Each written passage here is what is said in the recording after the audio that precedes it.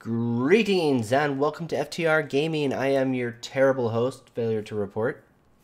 And as this video should be properly titled, today we're going to be working on some of that sweet Imperial ranking again. I meant to really go at this like hardcore the other week, and I just haven't.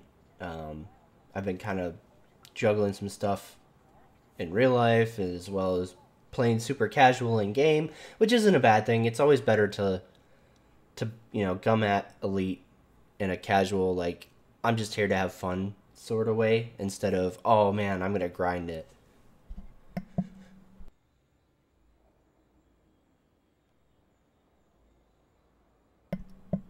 One of the worst things you can do with Elite or any other space sim of this type for that matter is look at it as, oh, well, it's all about the grind. It's all about,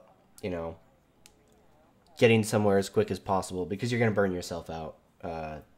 It doesn't matter which game it is.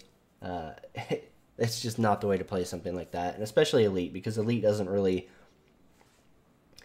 It doesn't give you a path, necessarily. You kind of make the gameplay out of your own from what there is to do in the universe.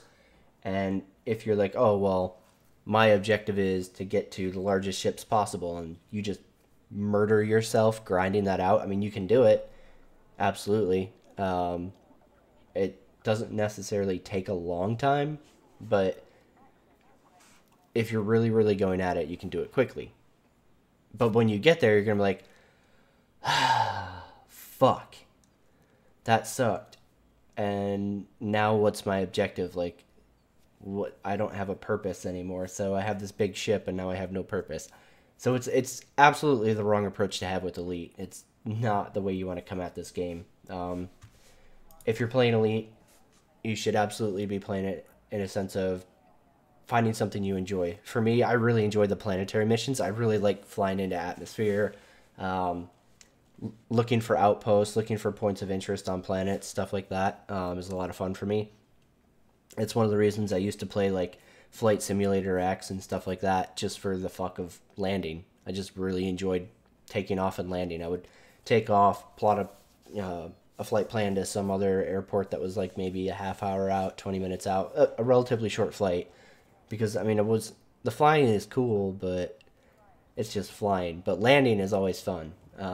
So I used to play the crap out of Flight Simulator X for that exact thing. So for me, that's kind of like planetary landings in this game. I really enjoy the planetary landings, so I like doing missions that are focused on coming into the planets, whether it be destroy or scan outpost stuff. The corporate sabotage missions were a lot of fun. They're time consuming as fuck, but they're a lot of fun for me. So a big part of Elite is finding what you enjoy.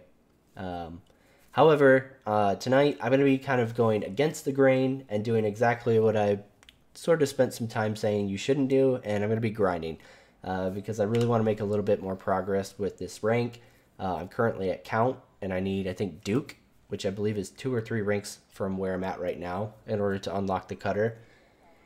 Even though I'm broke as shit right now, because I've been buying some stuff and messing around with some different ship loadouts and stuff like that. But money is easy to come by in Elite, so I'm not really worried about the money, necessarily the rank. So with that said, let's go ahead and plot our course. For people who... Oh, no, that's not where we're going. For people who are wanting to grind Imperial rank really easily, the system that I run is at a Nari, right? And the reason I do that is because Nari, if you go to Gottlieb Cream Frige, I'll pull up the actual outpost that I'm at really quick here. So out of Nari A1, the base I'm flying out of is Gottlieb Frige. Yeah, I'm gonna go with that. That's pronounced right. Anyways, this outpost has courier missions, which require, no actual Hey, how's it going, any player? It requires no actual cargo space. So if you have like a small fighter or something like that, you just want to run courier missions, you can do it through this base really easy. You don't need any uh, cargo requirements or anything like that. So I just pick up a ton of these. Actually, I don't know if there's any left. I think I already cleaned the board out. Let's see.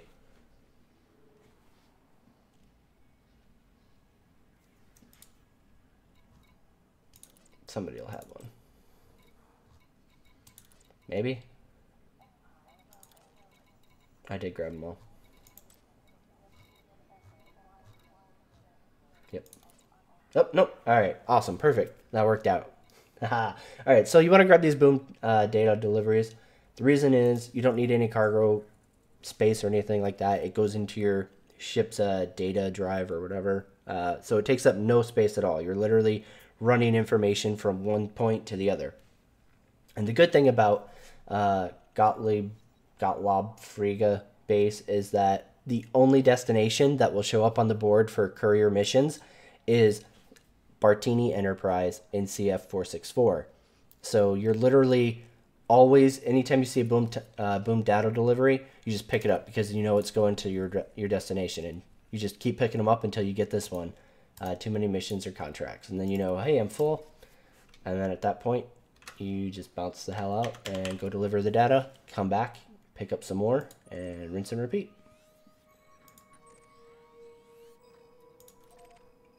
If you want to get really quick on it, just go ahead and plot directly to the destination.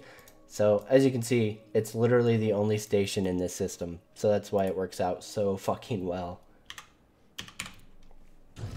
And we're out of here. Landing coupler disengaged. Please take note of oncoming traffic when leaving this facility. Thank you.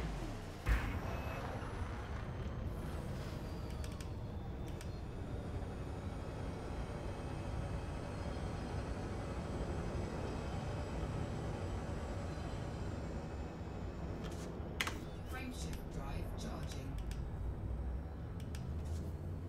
4, 3, 2, 1. Engage.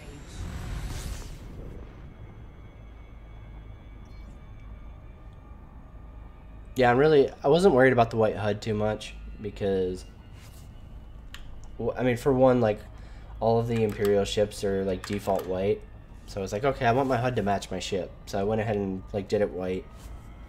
But, the majority of the planets in Elite are, you know, darker, or browns, or grays, really dark grays, or, like, some weird off color, right? So it's usually pretty easy to read the white HUD.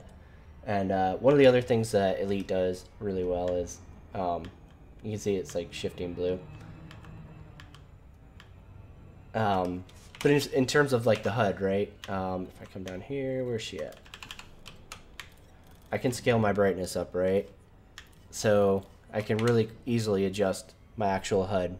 So unlike Star Citizen, I'm not really worried about not being able to read it. And even in like white, it's very fucking clearly, you know, I can read my fucking info immediately instead of the clusterfuck of Star Citizen's HUD where it's like I'm like squinting at my monitor, or I have to like nose up into something dark, you know, like look towards space in order to actually read my HUD in Star Citizen. Like, fuck that. Frameshift drive charging.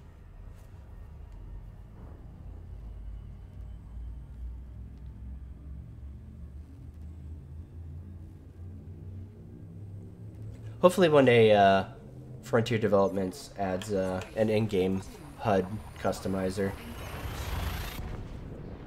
That's kind of like the only real downside to it is when you're setting up these custom HUD colors and combinations, you're kind of like not necessarily guessing because you get a preview, but it's kind of like a rough preview. Incoming mission critical. You don't really know for sure how it's gonna work, but Fuel scooping. it's like trial and error, and this is like my first pass on the white one. I haven't like gone back to like tune anything since I put this in, because I'm not really like bothered by it. It's not exactly how I wanted it to look, but it's working. She's getting the job done. I was gonna go from like a really kind of darker gray with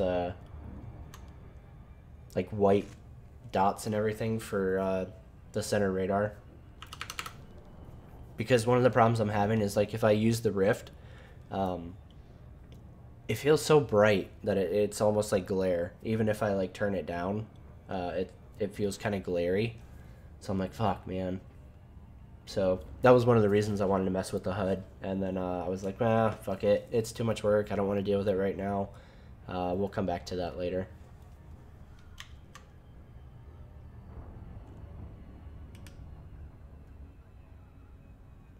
The only thing that's really going to fuck me up tonight is I have a couple bounties from doing some more illegal missions. And even when I don't have these courier missions, I'm getting interdicted quite a bit because of the bounties. So I'm like, oh, fuck, man. Please stop. Just leave me alone.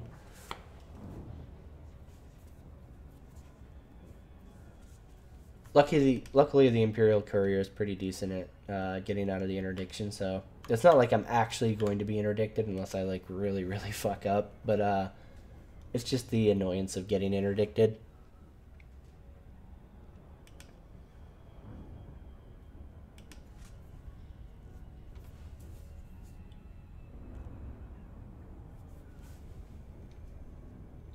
Which was like... The interdiction game in Elite is pretty annoying, to be honest. But the worst of it for me was like... God, which conference was it? CitizenCon, I think.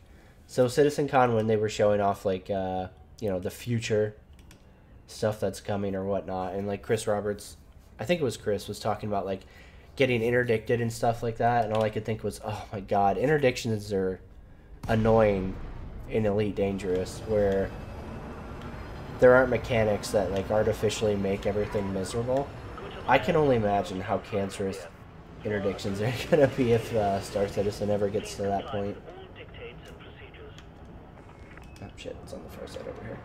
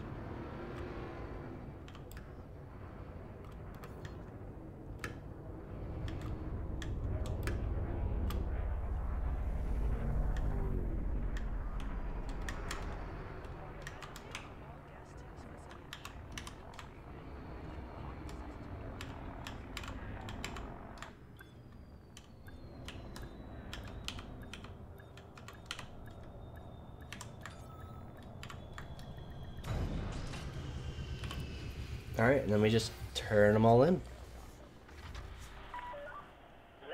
Actually, really quick, where are we at? We're at 56. So let's see how much we're pulling off of this.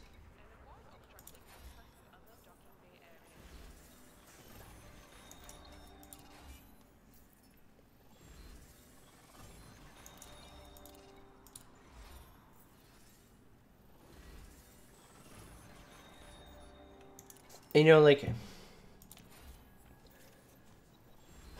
I really don't want to do videos dedicated to Star Citizen, but I'm absolutely going to comment on them because I think it's, you know, worth commenting on certain things. And then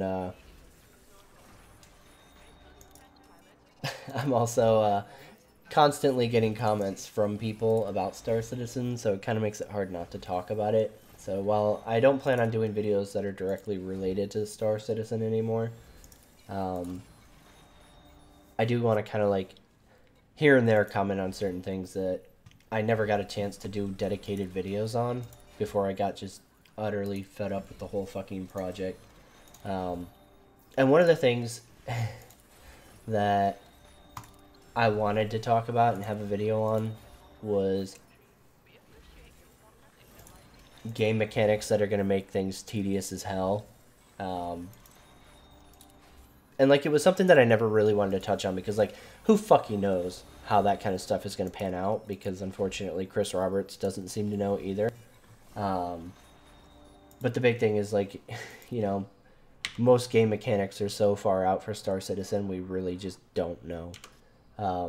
But certain things, like the fact that you have to get up and go call a ship out and... Let's see here... having to call a ship out, having to go to a mission taker or whatever. Just all sorts of little things that are going to be essentially time sinks, right? It always makes it really amusing to me when somebody who's like really, really, really defensive of Star Citizen sees a video of me playing, let's say, Elite Dangerous, right? Incoming message. And, oh shit, right. Their reaction is to be like, oh, well, Elite's super shallow gameplay and it's boring. And it, right away, like, one of the things that you instantly think of is like, okay, well, if you think Elite is boring, how do you think Star Citizen is going to be that much different? Especially when Star Citizen has so much focus on mechanics that are going to be way less, like, forgiving, like death and whatnot. Especially in terms of time. Like, I will be really, really, really, really amused to watch how many casual gamers just lose their shit. Once fucking things get to a point where, like, they can get killed. And they lose, like, you know, the limited time that they actually have to play. It's gonna be fucking lit. But, what was it? I think his name is Kai Porshot. He did a video, and, like, it's a really small channel, too. So it was really kind of amusing to, like... Somebody linked his video to me, I went over there, and, like, his comments... He was talking about whether or not gameplay is going to be fun. And he brought up some really, really great comparisons to, like, Elite, right? So, let's go ahead and do this really quick. Plot our course back.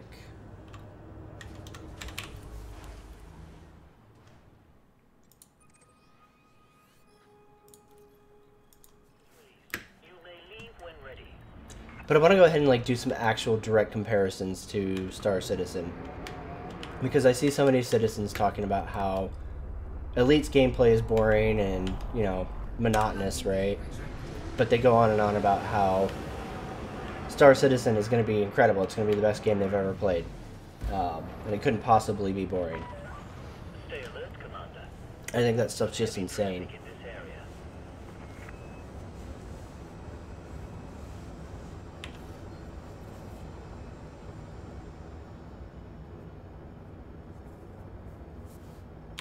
Frameshift drive charging. Yeah, absolutely, Imp Keeper. That's the correct mentality to have, right? Is to play both, right? There's no reason to be like, oh, well, one's shit, one's the other. But you see so many citizens that are just like, oh, man, Elite is shit. Elite has no depth. Star Citizen's going to be completely different. And it's like, dude, you realize they're, like, very, very similar in terms of gameplay, right? The only real difference is, like, Star Citizen, you're not your ship. Star Citizen, you have to maintain fucking everything. Fuel scooping. It's gonna have, like, that grindy survival element of, like, maintaining your gear and all this other shit. And that's cool that, like, so many people think they want that. But the thing is, like, every game you see that comes out really hardcore is like, oh yeah, man, we're gonna be hardcore. And people are like, yeah, make it harder. I want that. And then as soon as they get it, they're like, oh, fuck this shit, I'm out. This game's not fun. Fuck this, it's too hard. And I mean, there will be like holdouts who will double down and be like, "Oh no, that it's great. I'm glad this isn't a game for casuals." Blah blah blah. And it's like, okay, cool. Well, have fun as your game dies out, and you know you're playing with the same like 200 people.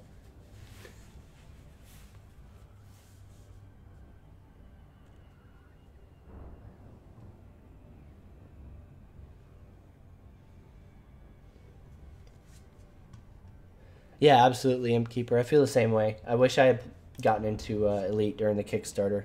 I really regret that.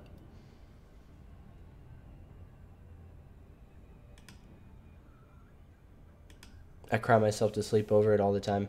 Because, I mean, come on. That free extra insurance discount. Yes, it's Christmas lights.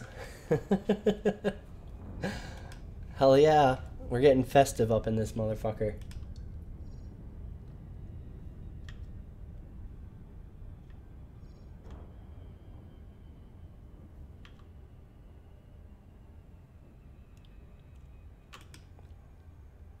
Oh, nice. Yeah, I kind of like my heart broke that I didn't see the midnight paint jobs, the Black Friday ones. I didn't see them until the sale was over. And I tried contacting Frontier and I was like, "Please, come on, let me fucking buy those. I didn't know about it. Fucking as soon as I found out about it, I mailed you guys. Please let me buy it." And they're like, "Oh, sorry. We have strict guidelines on like exemptions and stuff like that. We can't help you out." And I was like, "No." So when I saw the Christmas strand, I was like, "I'm getting that. I'm not fucking missing another one. It's not happening."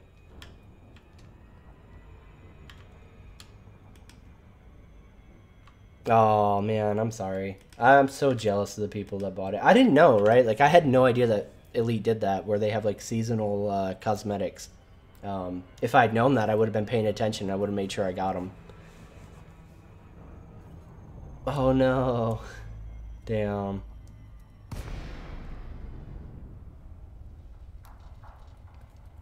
Yeah, man.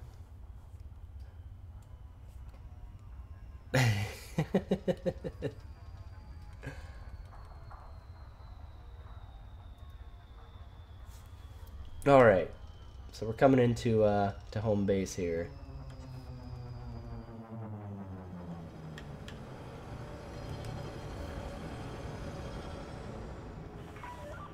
Gutamaya, Fox Yeah, Alpha absolutely, India. Imp-Keeper. This is the Imperial Flight Operations Bureau. Please approach the port within I mean, the you speed know, limit and follow the correct docking procedures. Thank you.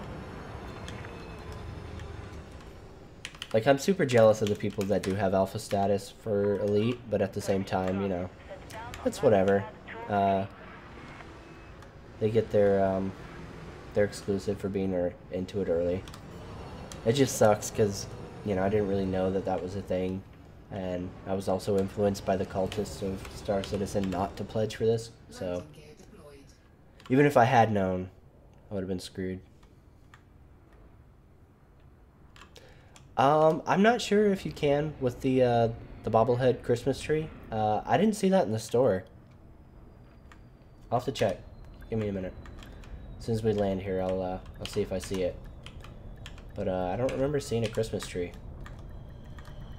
So that may be something only you get. You lucky bastard, you. Touchdown confirmed. Ship secured. Have a pleasant visit, Commander. It's still it's a dashboard placeable, right?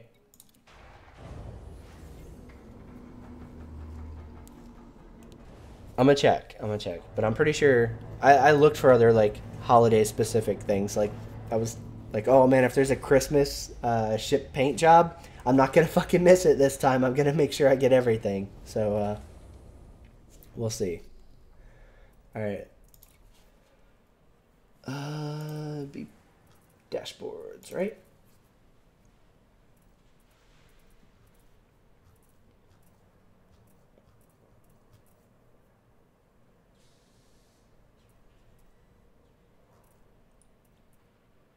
Yeah, I don't have a Christmas tree option.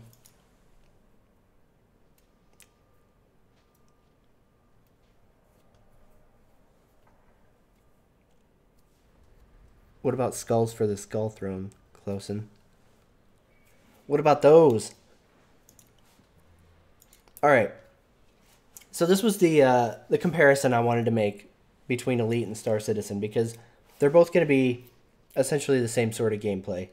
They're different in terms of like you can get out of your ship and you have to walk around, but that's exactly what I want to highlight.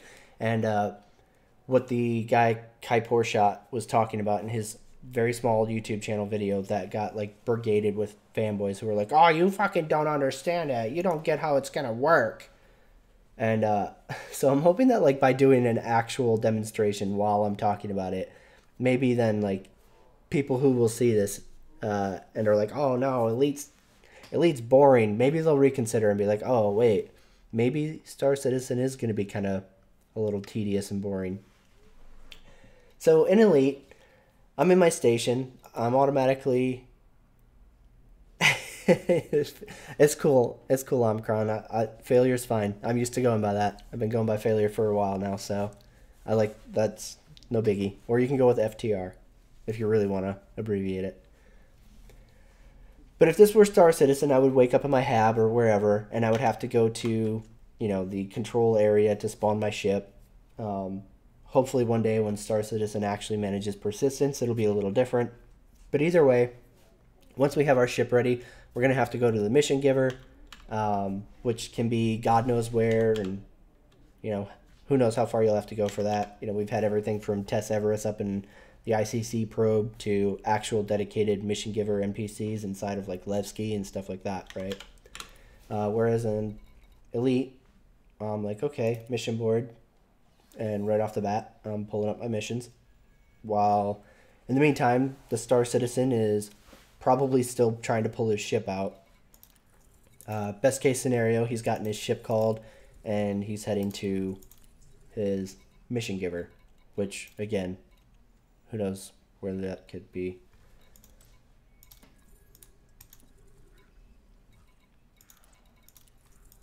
Now, if I wasn't doing like really grindy shit right now, I would probably already have all the missions I actually want.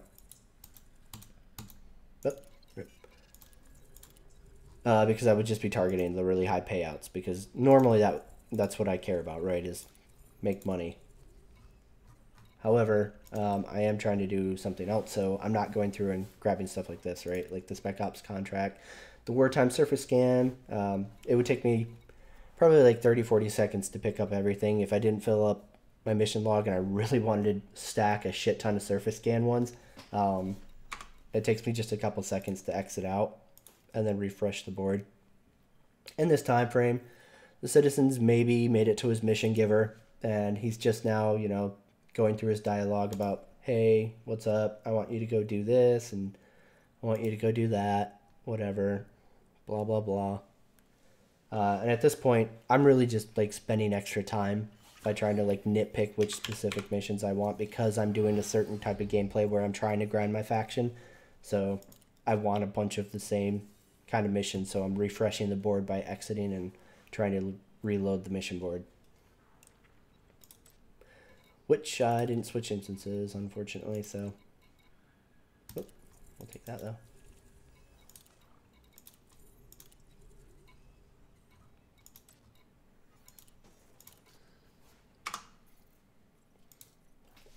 And let's say in our hypothetical situation, the Citizen has at this point picked up his cargo mission, let's say, right? Since that's what we're doing here, we're doing a courier mission. Let's say he's picked it up, and he now has to go ahead and spend some time loading his cargo. He can either do it by hand, moving crates, or having somebody move them with a loader or something like that if it was a larger ship, which, could take a ton of fucking time, depending on the size of what he's carrying and all this other crap.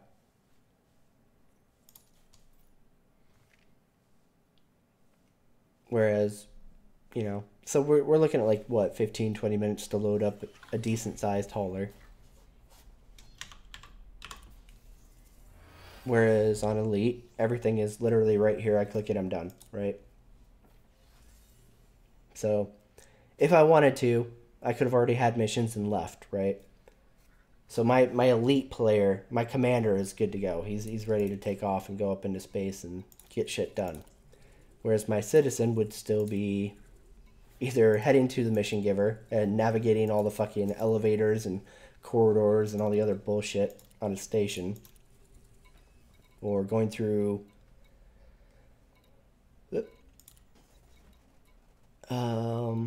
what do you call it? Going through the levels and all the other shit you have to deal with in Star Citizen, which is fine. Like, my only point here is not that Star Citizen is shit. My point is that the people who are like, oh, Elite's boring, really don't seem to have a grasp of what they're going to be doing in Star Citizen once there's true persistence and once Chris Roberts actually manages to get mechanics in game. That's my Hollow Me. You like him?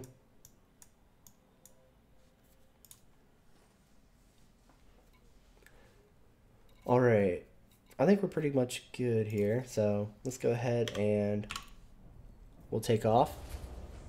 Start heading about our way, right? So again, our citizen is, if he's lucky, just now starting to load cargo into the back of his ship, depending on, you know, if it's something small like a freelancer, maybe he's got a small cargo job. That's cool. The thing is, on Elite, you don't have to deal with any of that, so I would pick my mission and just be on my way. Take note of oncoming traffic when leaving the facility. Where the citizen is either loading it all by hand or paying for NPCs to do it. Either way, he still has to wait for the cargo to be loaded. A lot of really engaging gameplay sitting there on your ship waiting for boxes to fill up the back end of your ship. Frameshift drive charging. And the thing with mechanics like this is that kind of stuff seems really cool to people, right? Just like when you're playing Ark Survival Evolved for the first time and you respawn on the beach and you have nothing. You're naked. Everything wants to kill you. You're like, oh shit, I'm going to go ahead and get some berries and start crafting. I have to worry about food. I have to worry about water. I better go make a campfire. All this other shit, right? But once you've done that a couple times, it becomes a nuisance. It's not really cool and neat anymore. It's the newness wears off, and then you're like, fuck, man, God, this is really boring. I want to skip this shit. Come on. And that's exactly what all these really immersive fidelity mechanics are going to end up being in Star Citizen. They're going to be tedious, fucking miserable shit that at first everybody's going to praise the shit out of it and be like, oh my God, you have to like hand load cargo into your... Barkeep, whose leg do you have to hump to get a dry martini around here? That Cooper, thank you so much, man. They're going to be like, oh man, I have to like hand load cargo in and I have to refuel and I have to restock all my shit and I have to maintain the systems in my ship. This is really fucking neat and immersive. And that's cool. It will be really neat, right? Like the first time I play something like that, I'd be like, oh, this is really fun. And then after you do it a couple times, you're going to be like, okay, this is tedious. Like, shit, I've only got fucking 45 minutes to do something on Star Citizen before I have to like go to an appointment or I have to go to work or I have to get the kids from school, whatever the case may be, right? And then as soon as you're fucking done, you're like, oh shit, I can't play that because I'm literally screwed right now. Because it's going to take me like 15-20 minutes for the NPCs to cargo load. Because immersion, they have to like hand load. Like I hope that it's full on, like some NPC is like hand carrying in a box into your freelancer. Right? That would make me so happy. But the point is, like after a while, and the newness wears off, it's not entertaining or cool anymore. Now it's like, oh shit, this is just a time sink that makes me want to fucking kill myself. And so many citizens don't seem to realize like that it's going to be like that, right? They're in this blissful ignorance stage where they're like, oh, hey, Elite is boring and not fun. It's going to suck forever. But Star Citizen is going to be completely different.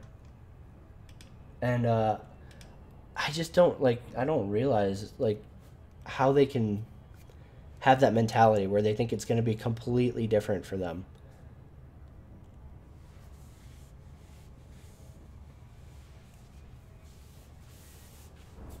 Oh, I'm sure it's gonna be a while wiser. Either it's going to be a long time before they do a full release from PTU, or alternatively, they're gonna be like, fuck it, we can't get this shit how we want it. Just push it out. So we'll see how it goes.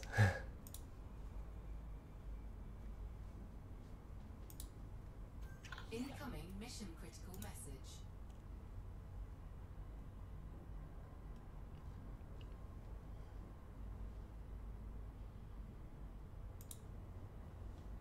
Oh yeah, yeah. That Cooper. What you're saying in Discord about what would happen if Elite managed to add space legs before Star Citizen leaves Alpha? Oh my god. I hope that happens just so I can watch the chaos of the universe imploding. That would make me so fucking just delighted to watch. Like, even if I wanted Star Citizen to succeed, and like wanted everything to like release, right? I still want to see the drama that would happen there. I'm sure it would be like no end of brigading from citizens into Elite forums and subreddits where they're like, oh, it's shit. You guys are copying Star Citizen. You guys are like so unoriginal. And your space legs suck. It would be shit like that. Non-stop every day. If citizens managed to find 150 sub channels talking about Star Citizen, just to brigade them and like call the fucking poor little YouTuber like names and tell him how fucking stupid he is, absolutely, man, that shit would happen for real. It would be Armageddon if Frontier adds space legs before Star Citizen is like anywhere near a finished game. Oh yeah, that was a big part of why I was starting to lose like interest in Star Citizen any player, was the whole like oxygen and stamina shit. Like, it's just it's too much the way that they're implementing it. I completely understand like implementing a sort of like stamina system that like stops people from full sprinting like all the time, right? Because that is bad in terms of like, it's bad for FPS gameplay. Absolutely. But goddamn, the way they implemented it is just fucking pure cancer. Pure fucking cancer. I kind of agree, Clausen, right?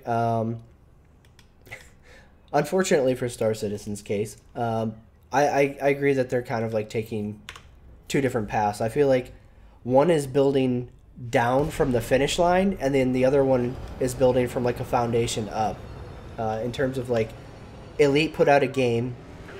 It's not, you know, feature fucking flush or anything like that, but it is a game that's playable. It runs, it functions, it seems to be pretty well optimized at this point, and they're adding on to it. Whereas Star Citizen, on the opposite side of the spectrum, doesn't have a game yet, but they have all these crazy features fucking built out, right, in their mind, and they're kind of like piecing them together from the finish line backwards.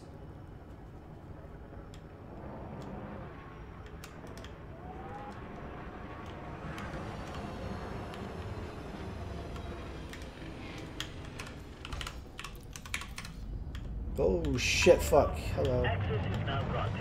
Proceed at your earliest convenience to... That was a nice way to almost smash into an anaconda.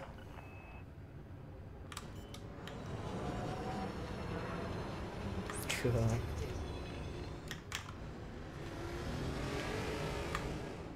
gear deployed.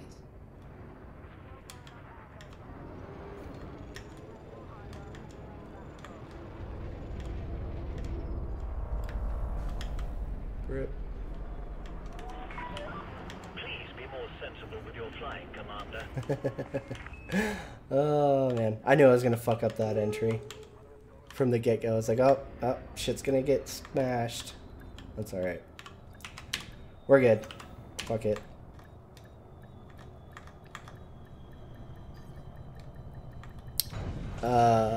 Omicron, that's alright, man. Nobody's gotta agree with me. You know, it's no big deal. Touchdown confirmed. Lockdown procedure initiated. The Empire is currently dealing with a state of unrest afflicting the area.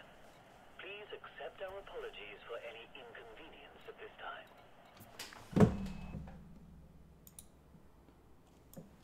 Hey, how's it going? Yeah, the whole like land selling and like they obviously realize that they have a very, very devoted group of backers, right? That they could sell literally anything to at this point. My biggest complaint with the land shit is just that the way they did it. It was so like underhanded that they were like, oh, well, we're not selling land. Like they should have just manned up and said, hey, we're selling land. We've recently released a ship that's focused around base building and all this other crap someday. We want to offer people plots of land so that they can employ this new ship and its new mechanics. Like, how hard is that? That's straightforward. It's honest. Instead, you had their fucking customer service reps, like, all over the RSI forums, like, suspending people, bouncing people out, arguing with people, like, literally, like, arguing with them over, like, the semantics of, like, land versus land claim. Like, it was insane. It was super fucking childish. Like, the whole time I was reading those posts, I was like, Jesus Christ, is this an official, like, employee right now? Like, for real? Because it looks like just a fanboy arguing with somebody who doesn't agree with them.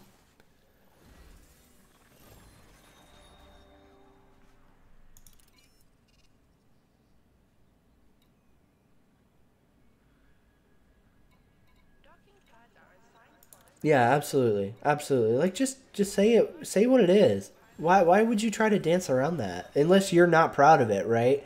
Unless you don't want people to, like, perceive you as being fucking money hungry. Like, I don't understand it. It just doesn't make sense to me. Critical message.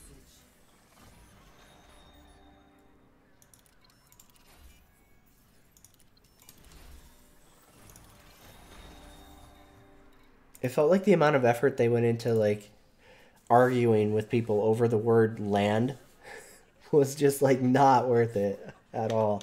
It really, really kind of threw me for a loop. Am I in open? Okay, I'm in private.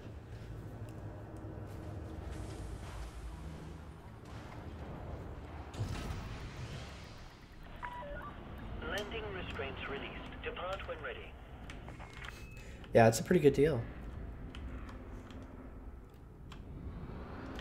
Think of how much that land's going to be worth when the game comes out and you can sell it on eBay.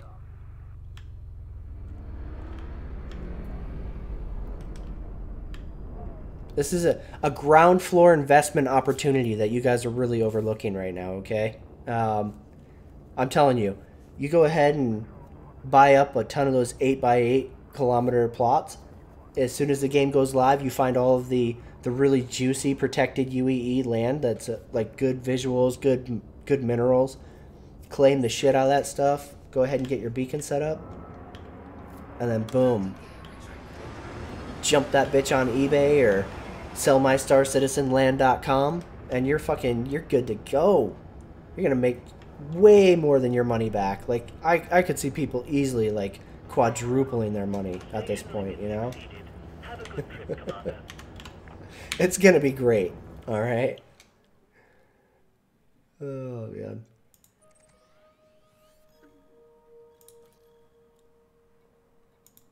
Yeah, everything's available for in-game cash. Exactly, Cooper. Like, that's my issue, right? And that's fine, right? It's fine. Like, when I backed Star Citizen, I was very aware that it was pay to win. And I'm fine with that, right? But the whole thing is, like, there's so many backers now arguing that, like, Chris Roberts' like token line of, well, it's available in game once the game releases. You don't have to buy it with real money. And they're like, oh, well, see, it's not pay to win because you can buy it in the game with real money. And it's like, dude, that doesn't make it not pay to win. Like, it's very much pay to win. And it's definitely pay to advantage.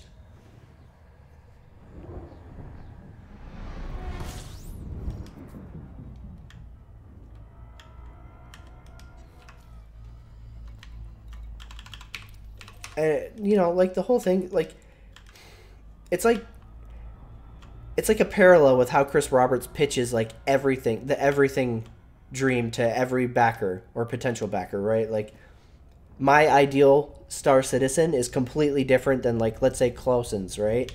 I'm sure we have completely different visions of like how we want our game to play. But Chris Roberts like does a really good job of promising it, like both of us are gonna get our game. And it's kind of the same thing with like their sales, right? Like they want everybody to be like, oh no, it's not pay to win. But then at the same time, they want to be like, oh, it's pay to win. Give us money. You just hand us that money, and well, here you go. Here's your JPEG. And it's weird. Like just own up to it and be like, yeah, we're pay to win. Clearly, they have the backers who don't mind, right? And they're like, hey, we don't care that it's pay to win. We're gonna keep funding the game.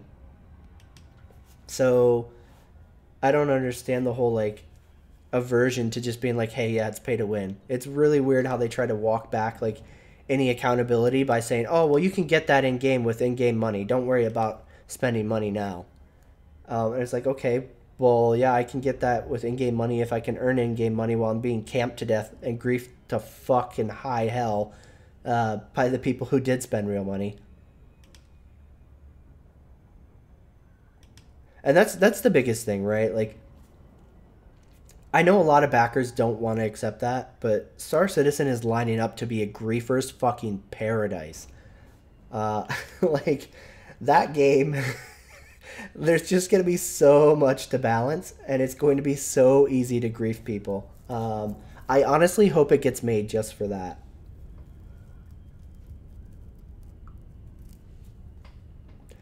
Yeah, Cooper, that was super, super shady. Like, everything else aside, that one thing completely put CIG in a completely different light. Like, why would you remove a section from your terms of service saying, hey, if we go over the estimated release date, we're going to show you guys the financials and show you, like, hey, what's going on with our money. But then, you know, you guys go over, and right as that deadline's coming up, you're like, let's just snip that out of the terms of service really quick. Okay, we're good. Yep, we're not accountable. Suck dick. We never have to show you where the money's going. Like, how does any backer think that's okay?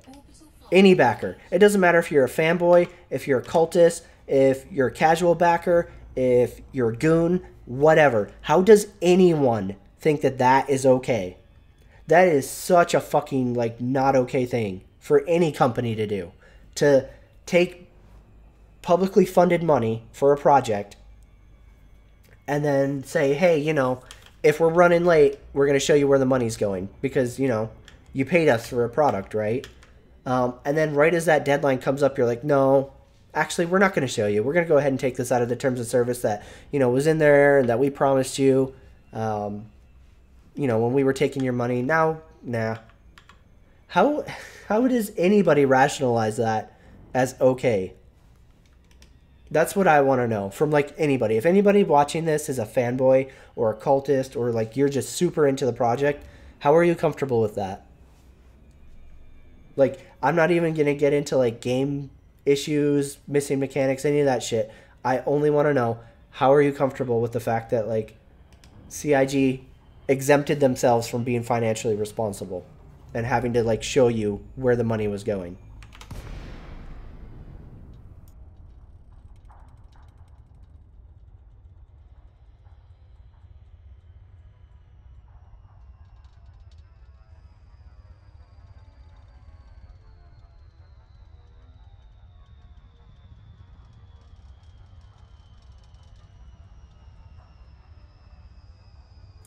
And I mean, like, legit, I'm not even trying to troll anybody, right? Like, I'm not trying to be, like, doom and gloomer, FUD, or whatever fucking other label you want to give me for, like, not supporting Star Citizen anymore. I legitimately am, like, curious how people are rationalizing that.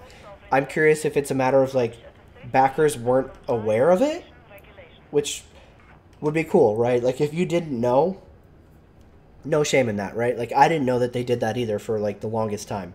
And then once I found out, I was like, oh shit, that's really fucked up. Like, I have complaints and grievances with, like, things that the company has done in the past, but that's, like, next level deceptive, shady practices.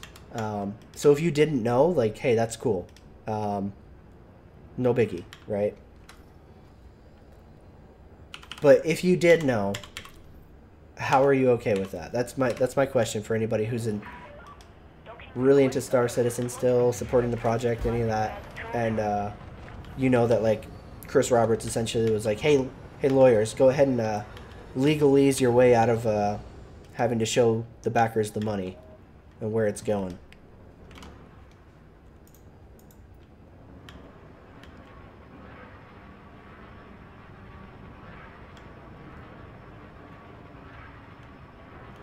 Which one was it? 22. Continue on your current flight path, Flight Commander. assist on. Flight assist on.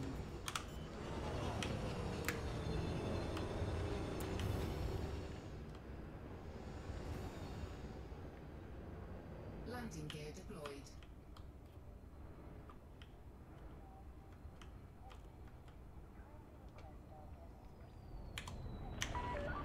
Yep. To flight level That took too long. 50.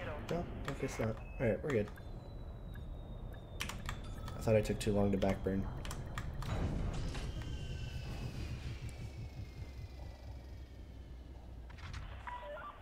Docking procedure. Yeah, I mean, like, it raises a lot of questions, right, Cooper? Like, Cooperation, Commander. for one, why does he not want backers to know where the money's going? Is it because, one, they're not as flush as they're pretending they are? Two, they're not spending it wisely, and they are aware of that and know that if backers saw the financials, they would get called out for it, and it would cause the fucking, you know, the bubble to implode. I mean, like, there's only so many reasons why you would hide your financials from the backers that you promised to show, hey, if we go over our expected release date, we're going to show you where your money is going. But then you don't show them the money. Like, there's only so many reasons to do it. And that I can think of, they're all negative. They're all very bad red flag reasons, right? And it's amazing to me that, like, that doesn't concern people.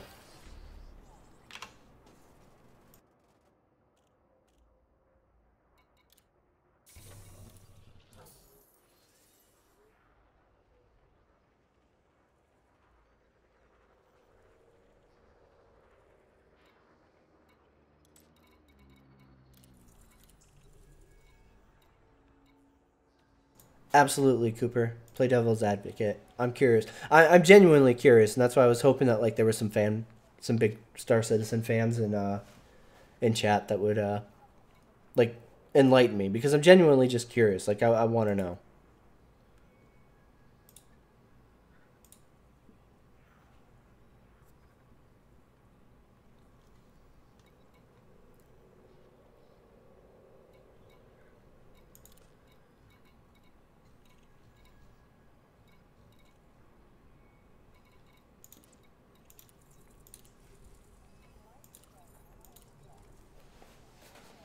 Okay, so like, I'm assuming Imp, that like your response is genuine, right?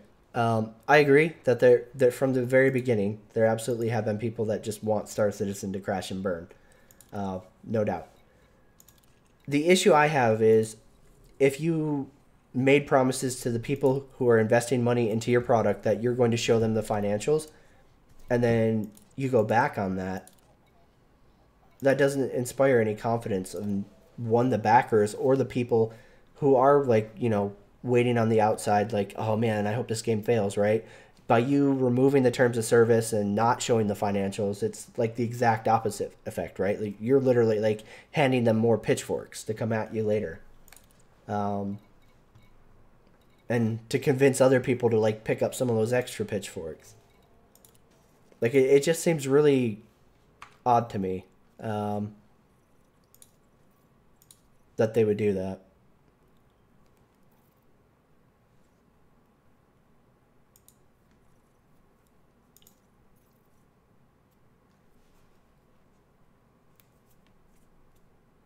Yeah, exactly. Right, Cooper? So like right there you're feeding the people such a juicy piece of ammunition, right? The fact that like they shadily removed the fucking clause about showing the financials from the terms of service, that alone is like really, you know, that doesn't paint a good picture. And then the fact that you are doing that, in addition to like the fact that you did it on the down low, really doesn't inspire a lot of confidence.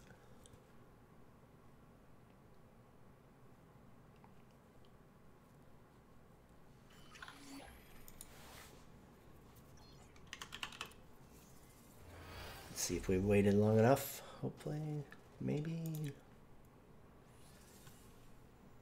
Oh, I forgot to check my rank too. I think we were getting like 8% a run, somewhere around there. Although I don't think I went with a full load in the mission log that time.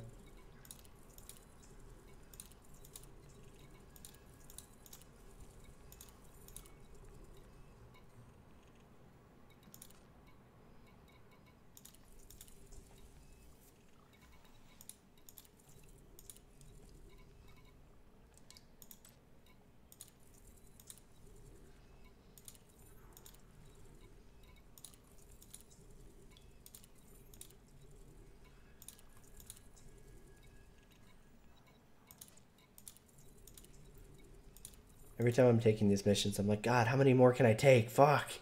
Alright, we're good. Let's go ahead and plot course first.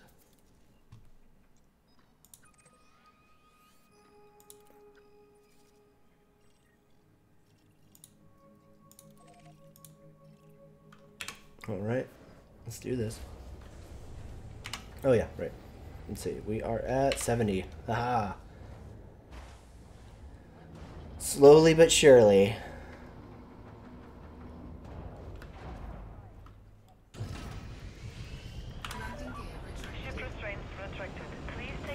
In this race, we are the tortoise, but unlike the hare, when we cross the finish line, we aren't going to collapse from exhaustion and then quit Elite Dangerous for 3 months because we're grinded out. Yeah. Ugh. We'll get there. We'll get there. I'm gonna get in that cutter. I'm fucking set on the cutter now. I had a lot of doubts. I had a lot of like second guessing and questioning myself on whether or not I wanted the cutter, right? Just because other options seem to outperform it quite a bit, but I was finally like, you know what? I'm gonna go like my platoon sergeant said when I was a young private, and he used to say, it didn't matter if you were fucked up. You just had to look cool. And I absolutely think that that's the way I look at Elite Dangerous and the Empire. Yeah, their ships are pretty much outclassed by like everything else. But I feel like they look the fucking best, so what are you gonna do? See if we can jump this low. Frameshift drive charging.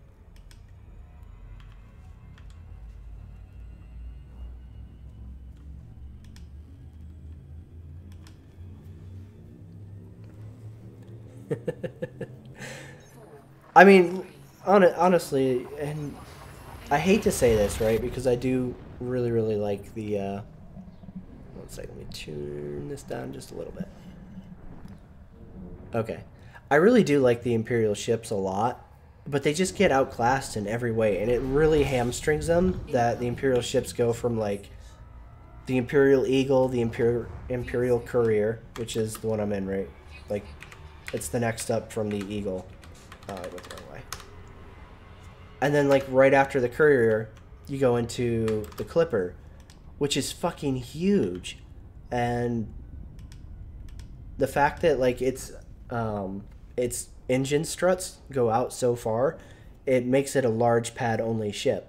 So the Imperial ships literally go from 2 smalls to 2 larges, and there's no middle ground. And then all of the like large ships, I feel like, are kind of like outclassed in a lot of ways.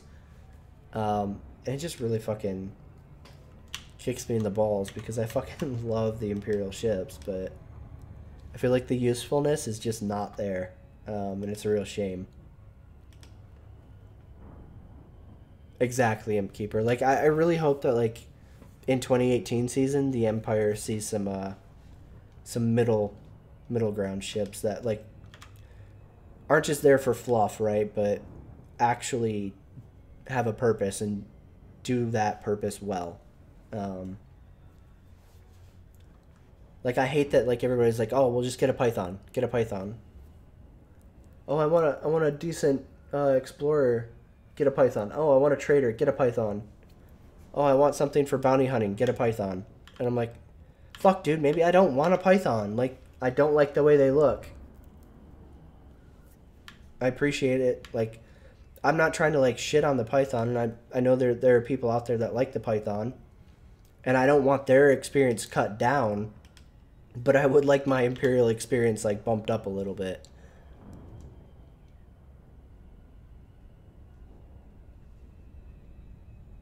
Yeah, the Fer de Lance. I thought about getting the Fer de Lance because Incoming mission it is really fucking cool for like a murder boat.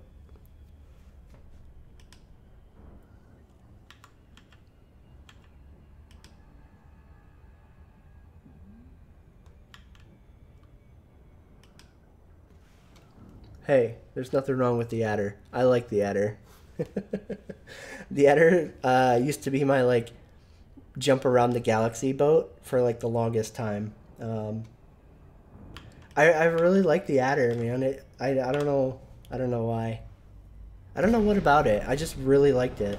Holy shit. What am I? Okay, I'm in open. Maybe that's Foxtrot Alpha, India. Please note this station is under Friendship Imperial charge sovereignty. detected. All regulations must be observed during docking. that scared the shit out of me. Jumping in right there. Holy shit.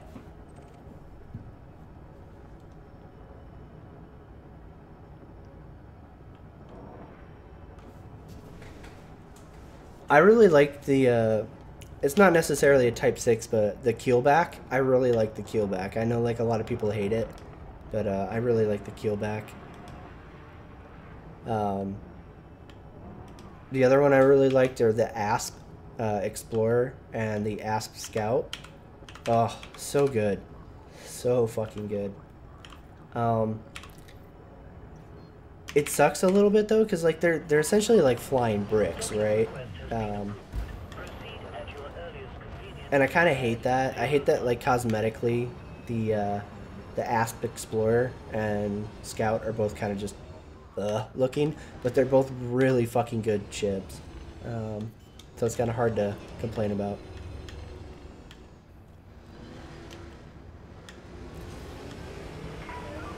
You will need to restrict your speed to within. He's making fun of Star Citizen ships.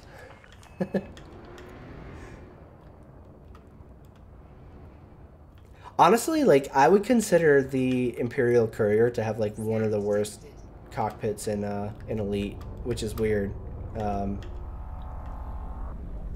Oh shit, it's gonna be one. Because of its size and everything, it's kind of odd, but you know, and it's also weird that like maybe like they just Frontier didn't want fighters to have like all around good views. I mean, like it's really good up, right? But like underneath you can't see shit, which is weird because like you have like the really big freighters and stuff like that, right? And actually, trying to think if other fighters have the below view also. I can't remember. But it's amazing that like Docking complete. so many ships in Elite just have such a fucking good view. Oh, I love it. Rest afflicting the area. Please accept our apologies for Absolutely, Omicron. I completely 110% agree with you. Let me see if I can do this or not. It's been a while, so give me a second.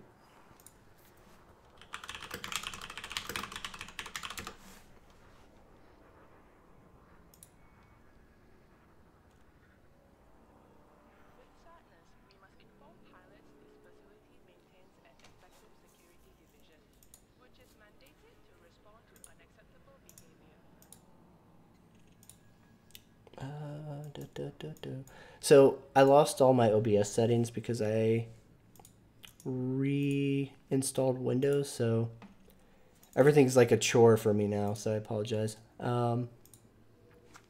So this is kind of like the design for the Chieftain that's coming sometime in 2018, and I'm really hoping that future ships in Elite Dangerous are going to be more styled like this, right? That they're going to move away from the classic Elite ships, because that's why all of them look like wedges, right?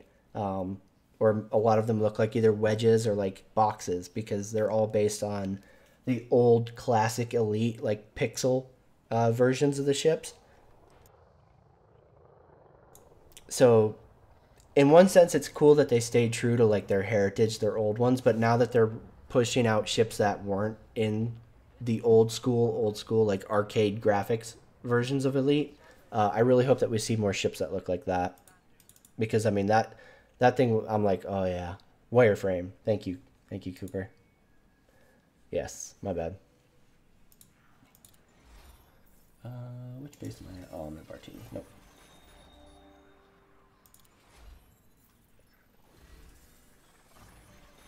Absolutely, Wiser. I'm super excited to see not only the Chieftain. I think the crate looks good as well for like a wedge, right? I'm not a fan of the Sidewinder and the Cobra, the way they look. I'm like, all right, whatever. But I think the crate looks very good. The Type 10, again, it's kind of like another flying wedge box. But the Chieftain, absolutely. And the reason that I'm so excited about the Chieftain is because they're talking about like, oh, well, this is the first of the Alliance Initiative ships, blah, blah, blah, all this other shit. And so that makes me think, okay, finally, the Alliance is going to have its own ship line, hopefully. Fingers crossed. So are we going to see more ships that look like the Chieftain, where they're kind of like more our traditional sci-fi spaceships instead of like wedges and boxes? Because if that's the case, then like that was my big draw, right? When Star Citizen and Elite were both in Kickstarter, like early phase, right? And you had to pick between the two. I mean, you didn't have to, but like, you know, as like anybody who's going to pledge into a Kickstarter way back when you first come into it, you're like, oh shit, which one of these do I want to back? Elite lost to Star Citizen for me personally, because their ships were all fucking wedges that looked just stupid. They looked dumb. And Star Citizen, on the other hand, had these really fucking cool looking like fighters and mid-sized ships and all this other shit. And I was like, oh yeah, give me some of that. That's what I want right there. So I'm excited to see Elite starting to get like ships that don't look like dog shit.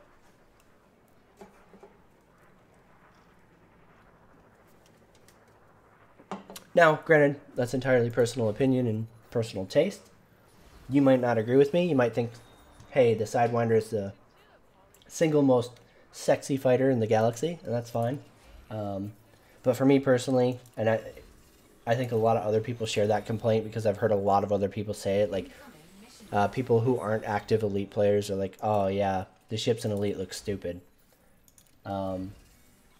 And I think that's a big reason why I'm also really attracted to the Imperial ships, even though they don't perform as well as other ships. They look very, very different than like the Sidewinder, the Cobra, the Asp, those ship lines.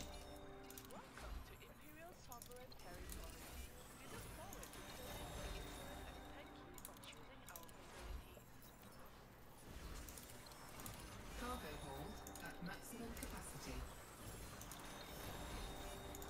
Oh, super excited to unlock the cutter and then spend like a week farming for the parts to make the credits to properly fit it. It's gonna be so much fun. Incoming mission critical message.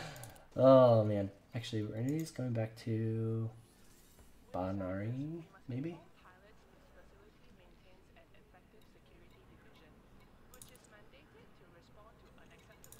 Where are you going?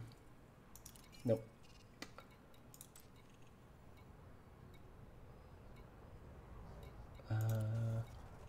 Oh, my cargo's full. Rip.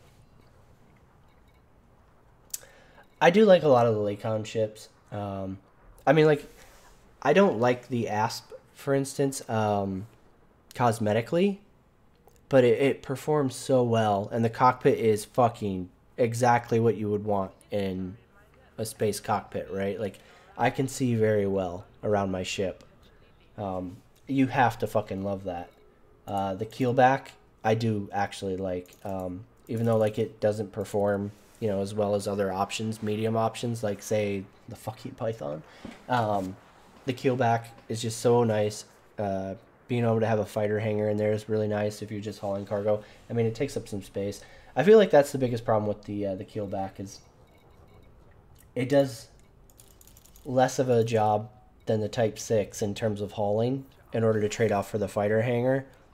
But I feel like the Type 6 is already kind of like lagging behind in terms of like being able to haul. So then you gimp the keelback some more and it's like, ah, fuck. I really want to use this ship because it's fucking fun. But at the same time, I'm really, really kind of like cutting my own fucking wrist if I do use it. So, yeah.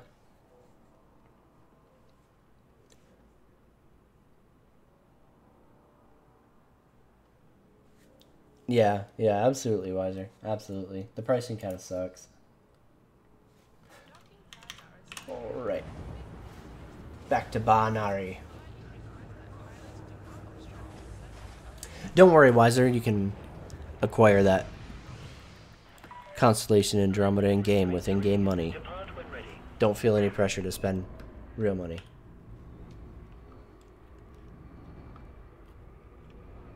Oh, shit. Wasn't watching. Gonna kill myself. Or somebody else. Yay, open play.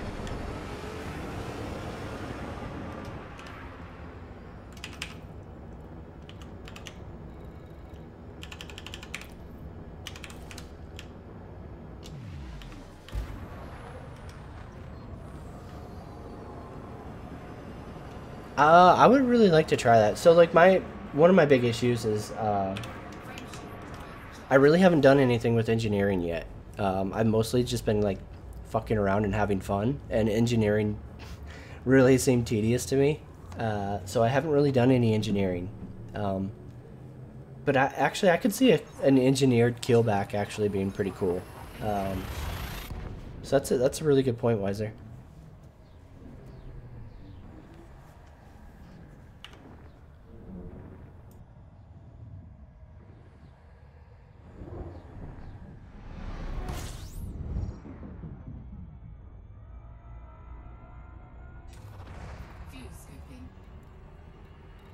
Fuel scooping complete.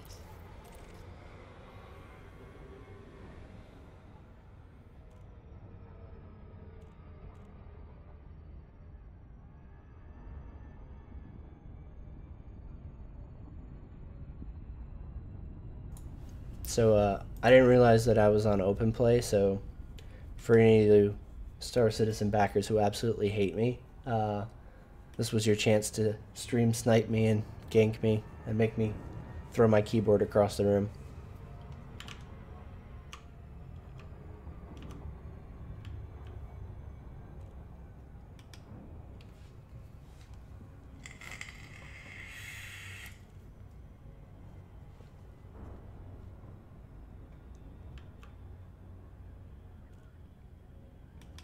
That's another thing that I absolutely love about Elite. That I know is kind of a little bit of a contested thing, but I love that you can play it offline or in like a private group with friends, and you're not forced to play online, right? Because I know a lot of backers got into Star Citizen specifically to do like, oh, I want to haul cargo, right? Like they don't give a fuck about like other people being around and whatnot. They're like, oh man, I just want to haul cargo, maybe with some friends, but like I don't want to be part of like the whole MMO shit. I just want to like have fun in a space sim. And I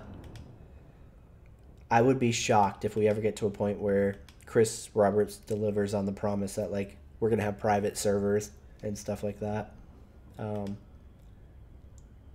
It'd be cool, but I really don't believe it anymore.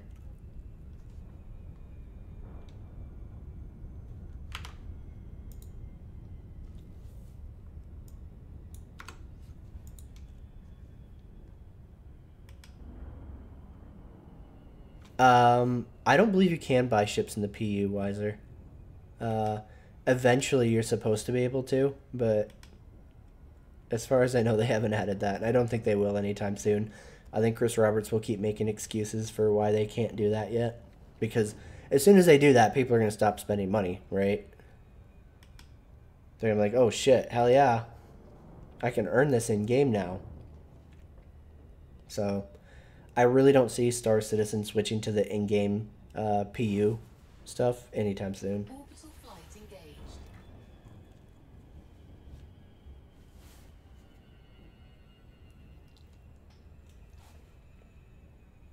It would be a huge step up in the respect ladder if they did switch to that, but... Oh, shit. I wasn't paying attention. Mistakes were made. God damn it. But I really don't see him doing that. Unfortunately.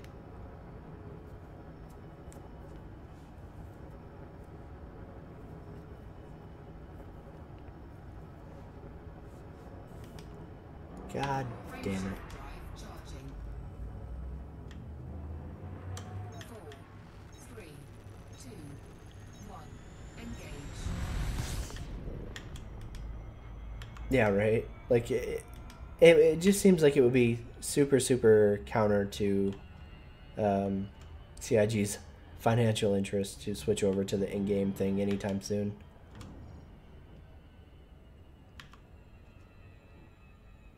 And they may surprise me and prove me wrong, but I really don't think that's going to happen, unfortunately.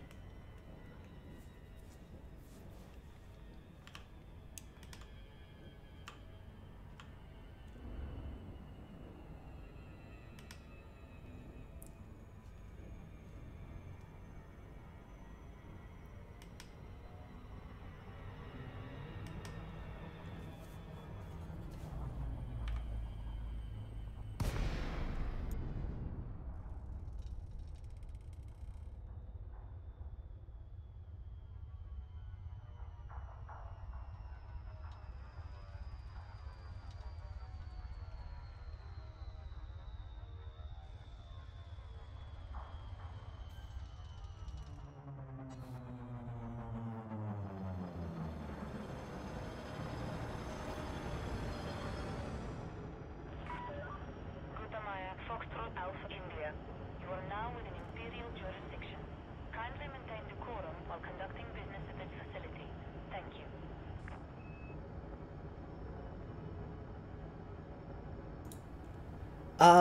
I don't know if I would say that CIG is missing out. I think like they're kind of going after the exact same, you know, market, right? That microtransaction market. I mean, granted, their microtransactions are a lot more expensive than the GTA Online market, but you know, like look at shark cards. Those were such a big deal that Rockstar is all about that. I guarantee you, when Red Dead Redemption 2, is it 2? I think it's Red Dead Redemption 2. I don't remember. I guarantee you when that comes out, it's going to have some kind of equivalent of shark cards, right? It's going to be all about that. And I wouldn't be surprised if it was like a lot more emphasized than it was in GTA Online also. We'll see. Maybe not, but I have a suspicion that it will be because Rockstar saw like how fucking profitable that shit is. I mean, you're selling digital currency, right? Like something that you have an infinite supply of for fucking real money and tons of it. They're not going to back away from that anytime soon. And the thing is, like, I have to give GTA credit, right? Because I think that like shark cards suck, right? I feel like some of their earn rates in game are pretty shitty. Like GTA Online's what do you call it? Money rates seem to like be really good when there's an exploit out, when there's like a way you can kind of glitch it and make a ton of money for a little while before they patch it or whatever. But if you're like, oh hey, I don't want to deal with this and I want to buy shark cards, you know exactly what you're getting. And like it's still a shitty practice, absolutely. But at least I can say, oh, hey, if I get, you know, 1 million in shark cards, I can buy this helicopter that I want. Because it's right here in their little in-game store, and I know exactly, like, how much I have to spend to get it, and how much it costs, or whatever, right? Like, you know what, everything you're buying, everything you're spending money on, you know. So, like, At least in Rockstar's defense, they went that route instead of the EA route, where they're like, buy boxes. Fuckers. I hate that shit so much. Oh, God, I hate it.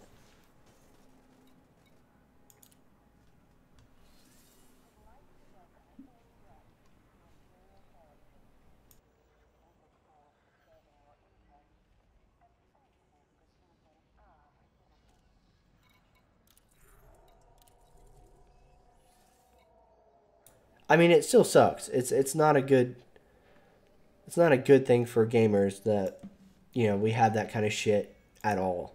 But, you know, if I had to pick between EA and Rockstar's monetization method, I would choose Rockstar's. Unfortunately, I have a very bad feeling that Rockstar's probably going to get worse before it gets better. But we'll see. We'll see how that plays out.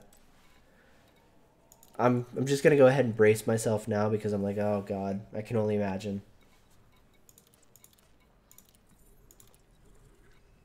At this point, the industry as a whole is just kind of like, hey, how can we pimp our consumers a little bit more? How can we get just a little bit more out of them? And then just a little bit more after that, little bit more, and it just kind of like snowballs. They're like, all right, what else can we do? Then you got Activision like patenting methods to like match make people who are buying cosmetics with people who aren't, to like try to like cosmetic shame them into buying in, and it's like, oh, okay. All right, well, that's where we are, huh?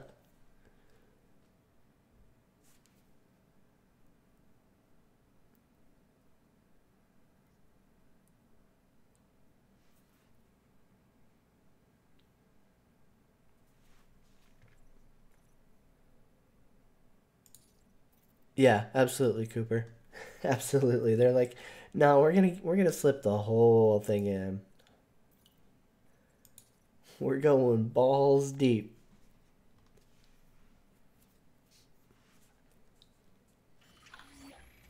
All right, let's we'll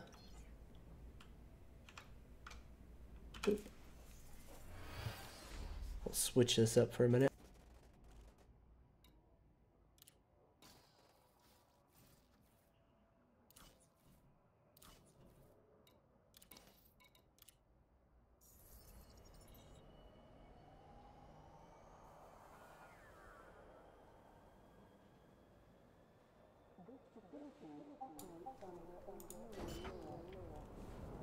Oh God. Oh shit, don't I have the... Oh, nope, nope, we gotta change that. We don't have the Christmas lighting on. No bueno.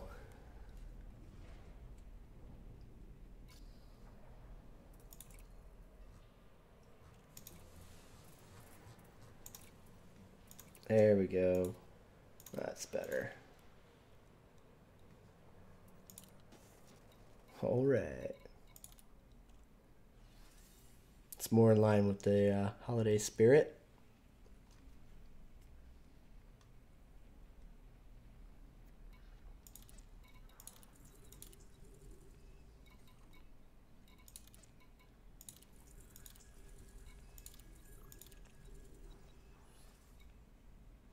Evening, crazy. How's it going? I'll take that. I'll take that.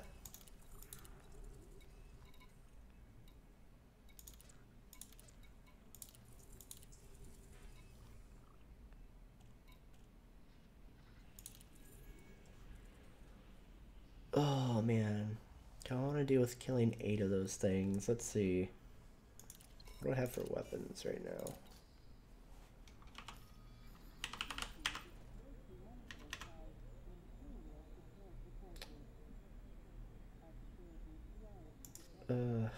Man. Hey, B-Diz, how's it going? Crazy, we're playing some Elite.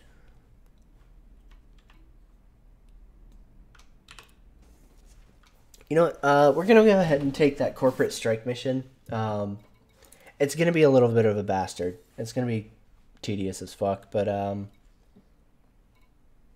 I honestly had no idea how to do it until the other day. And I felt bad because one of our viewers was like, oh, hey, how do you do this? And I was like, oh, it's easy. You just do this, right? And I was totally wrong because I was thinking of a completely different mission type. Oh, shit, there's one for 5. Ugh, kill 12. Actually, I need to go look at that really quick. Where'd that Nari one go? We're going to pick that up. Incoming mission critical message.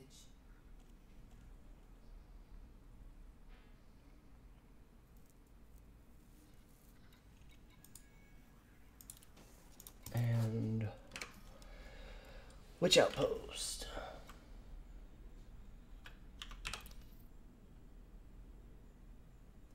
Diamond Observatory. All right. Let's see if we can find another one out there.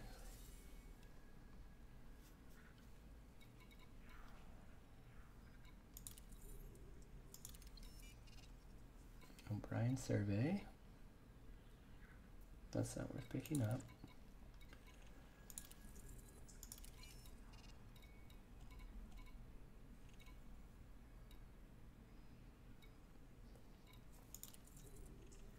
Oh, man, all the money's on O'Brien survey. Shit. Alright. We'll go ahead and take those. We're going to go back and pick the other ones up, too. Oh. Let's see. O'Brien survey. Yeah, we'll call that good. Nope. Alright, we're full. Fuck it.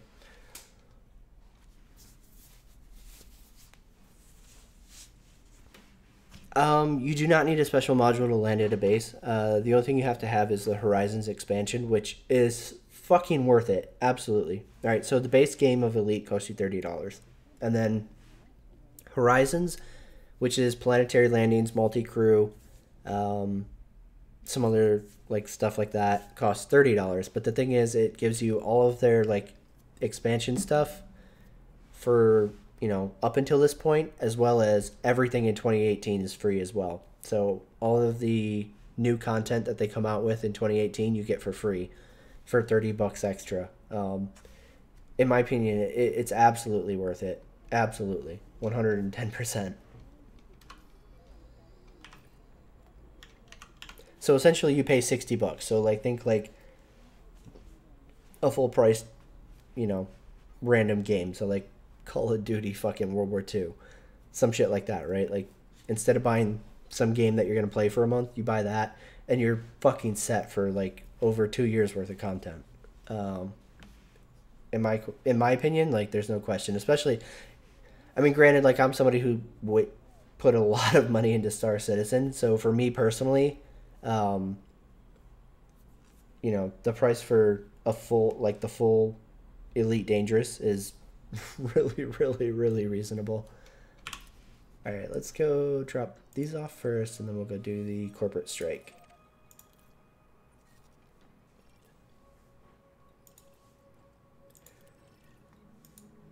Yeah, I was also surprised, Cooper, and I mean, granted, like I'm newer to Elite, right? But from what I understand from like talking to other Elite players who've like been playing for a while, the decision to include all of like 2018's content in Horizons like surprised a lot of people. They were like, oh shit, really? So I think that's incredible. Okay, cool. I am gonna fucking crash this thing just to let everybody know. Right now I'm gonna smash this motherfucker. I guarantee it.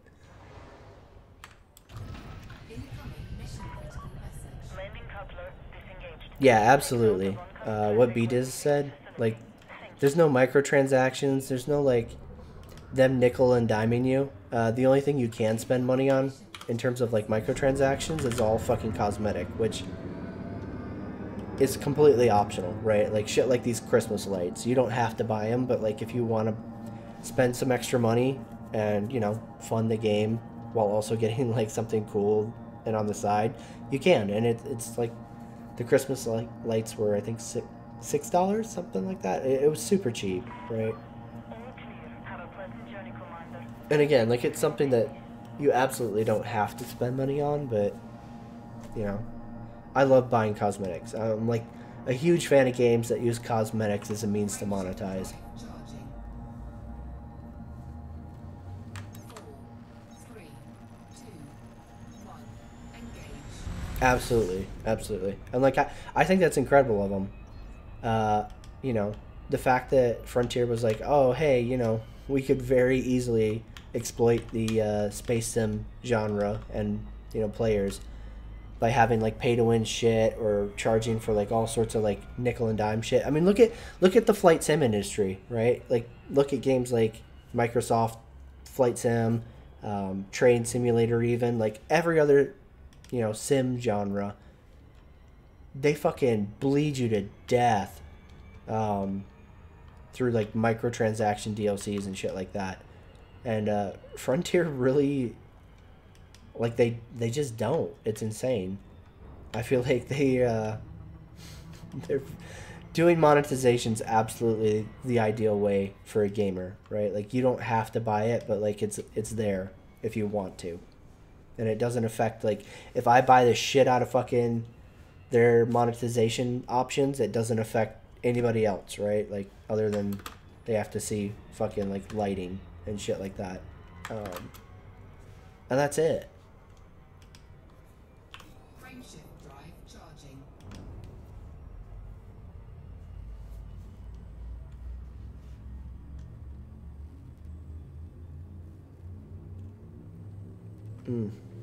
Those Christmas lights, though. 4, 3, 2, 1. Engage.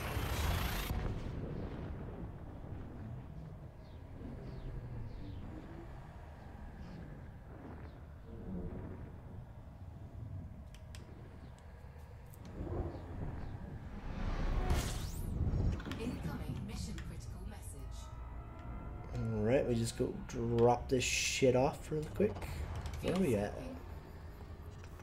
78%. We're getting there. We're getting there. So obviously, if I was really, really trying to grind at this like hard, I would not be using the clipper. This is just mixing it up so you guys don't die of boredom. This is not the ideal ship to be doing these data runs, and definitely I would not be doing like planet side missions either. I would stick strictly to doing those courier missions if I was like really, really all about like grinding it. So for anybody watching this and they're like, oh, you know, I'm interested in like grinding out a faction's reputation, don't do what I'm doing right now. What I was doing earlier is what you want to do.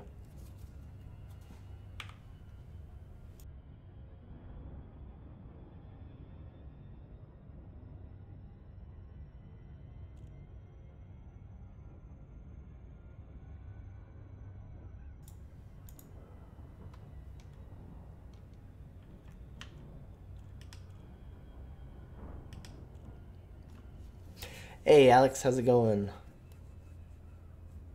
On this fine, festive night, full of holiday cheer, twinkling like stars in space.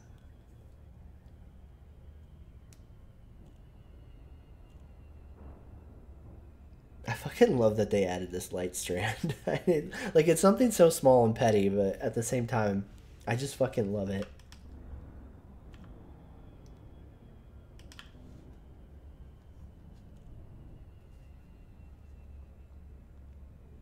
The only thing I wish that like I could do with this ship is turn off the fucking background lighting. I hate that. Oh, how are you liking the dash beta? I haven't tested it yet. Somebody like I read somewhere that they were saying that like you would essentially be able to integrate Twitch chat and YouTube chat with that, and so I was like, oh shit, I need to download the beta, but I haven't messed with it at all. Because that's the reason why I'm not doing VR right now, unfortunately. It's so much fun. God, VR makes this game so much more enjoyable. But like if I use if I use the Steam VR, which has like a plugin that I can use to see my chat, my performance goes down so much worse than if I'm just using the Oculus like built-in VR. What do you call it? Launcher for Frontier or for Elite.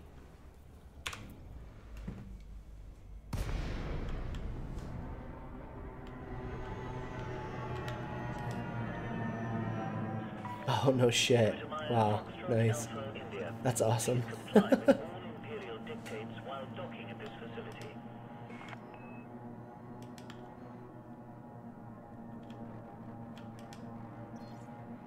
I'm gonna have to mess with that tonight before I pass out.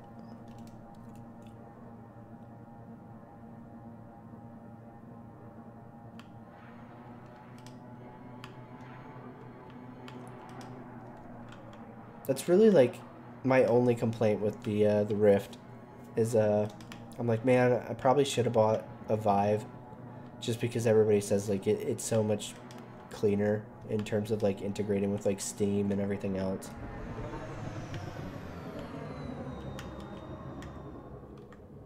Because you know, Facebook, they got to make sure you're using their fucking proprietary launcher and shit.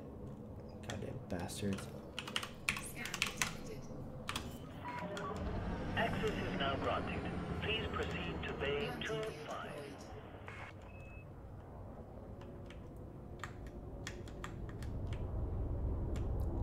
Scan detected. We're going 25. Where's 25? Where's 25? Where's 25? Oh, there it is. I haven't really ever thought of it wiser because when I play with what do you call it, the VR, I'm using mouse and keyboard, and you know, it's like one of those things. Like for me, like I'm already like using the mouse to turn around like the turret, so I don't really notice it in terms of like having it feel wrong.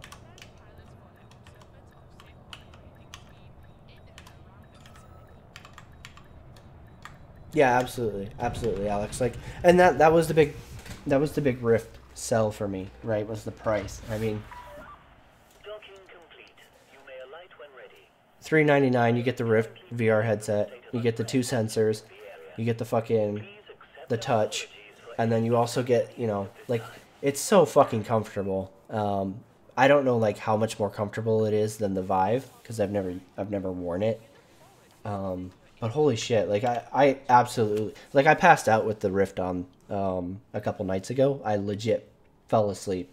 And I didn't notice it at all. I woke up and I was like, oh shit, and was pulling the fucking thing off. I was like, damn, okay, well, I probably should have took a break.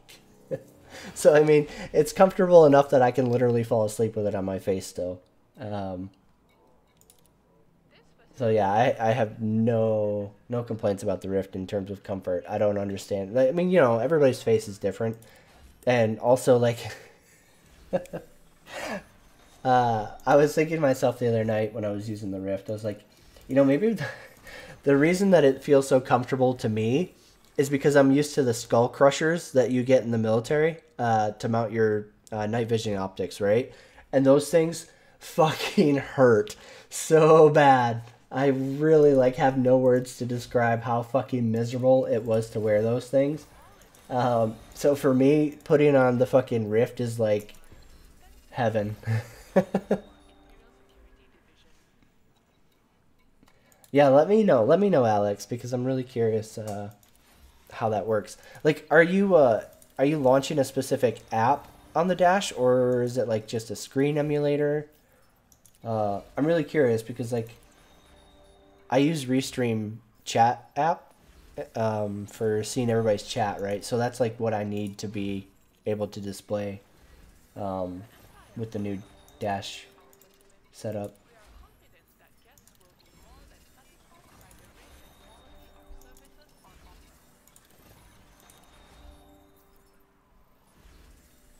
Oh, it was so bad. Not the base plate, Cooper. Like the fucking, it's like the headband that goes around your fucking head. Yeah. Not the base plate. So like the thing is, like I was in a reconnaissance platoon, Cooper. So like a lot of the times we wouldn't have helmets on, right? We would have a ghillie, and like you fucking just the K-pot just wouldn't we wouldn't wear it.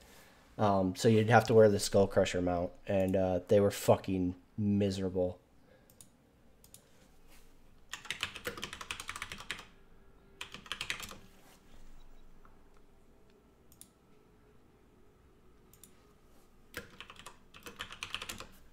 Let's see. For the safety of residents and guests using this facility, we courteously remind Let's see. Do.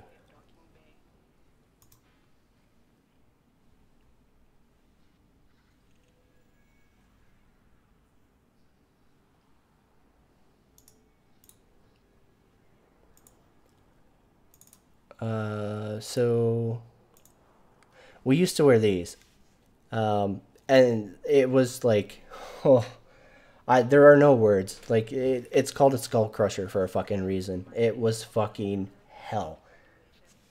Oh man, you fucking just wanted to die after like fucking 20 minutes, and that was if you like really fine tuned the shit out of this thing.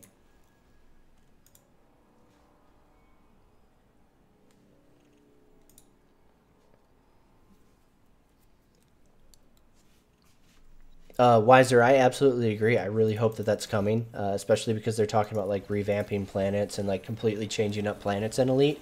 So I would absolutely love to see more planetary vehicles, whether they be like more different types of rovers or like mech suits for assaulting bases, whatever. More is better. Yeah, man. They're hell, Cooper. Oh god, they were so fucking AIDS to wear. You just wanted to die. Like it was just like this intense pressure on the sides of your fucking head because you had to crank it down so much. Oh god, it gives me a migraine just thinking about it. Oh yeah, absolutely, B-Diz. I would have so much fun with any kind of like really fast ground mount, on like the because the elite planets just are super traversable by ground, right? Like they're just lots of like really open spaces and shit. Oh shit. Fuck. Nope. Oh god. That was close. Whew. I would have a lot of fun with like a racer on Elite's planets. That one scared me a little bit. Alright, let's do this thing.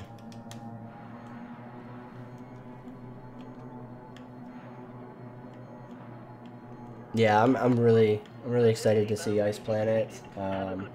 If they do Volcanic.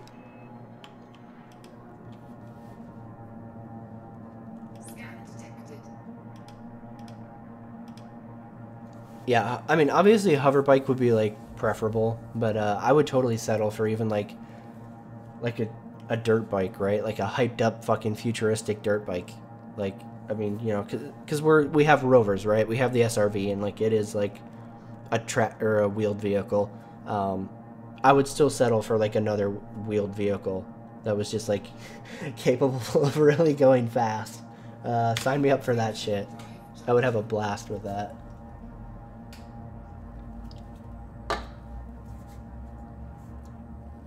So I sincerely hope that they do stuff like that. 4, 3, 2, 1. Yeah, the rover is big, for sure. Sometimes I don't realize how big it is, right? And I'll get, especially on the Clipper, I get snagged on the like the sides of the Clipper when I'm trying to like get back underneath it, because I forget how much higher up the rover actually is from like where my perspective is, as well as like how wide it is. The rover is big. You really don't notice it when you're in the cockpit of the rover, but it's fucking big. Let's see, where was this fucking mission at? There we go.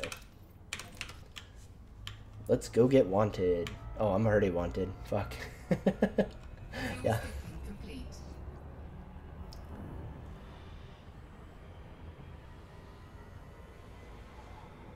Yeah, I love when you tell your ship to like dismiss and go back into orbit. If you're still underneath your ship with the rover, it like crunches you down into the ground for a minute when it tries to like get lift and take off.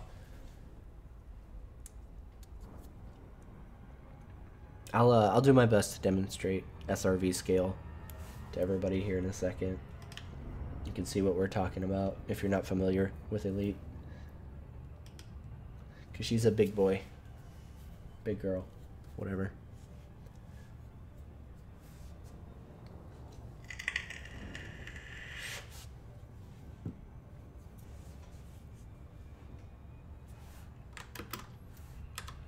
I'm gonna get interdicted, I know it.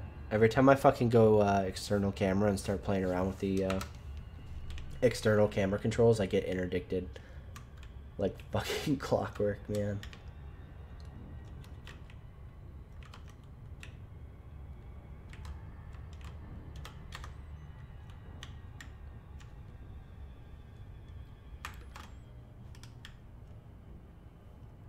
Oh, we're good. We're good. Fuck.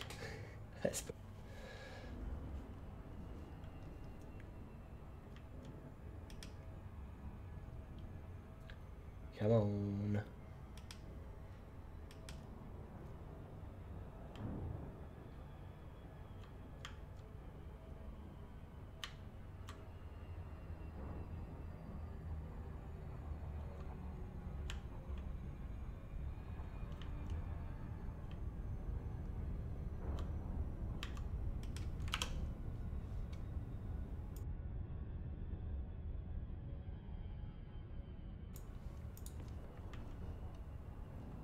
All right, so let's get into this corporate strike mission a little bit here.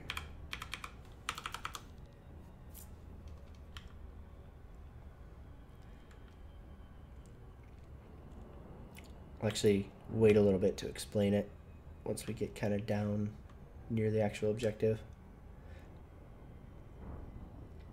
I unfortunately have to be like really careful with how I come into Atmo with this ship because I've I've burned in so many of them that I'm now very concerned. Every time I get into atmosphere, I'm like, oh god, oh god, oh god.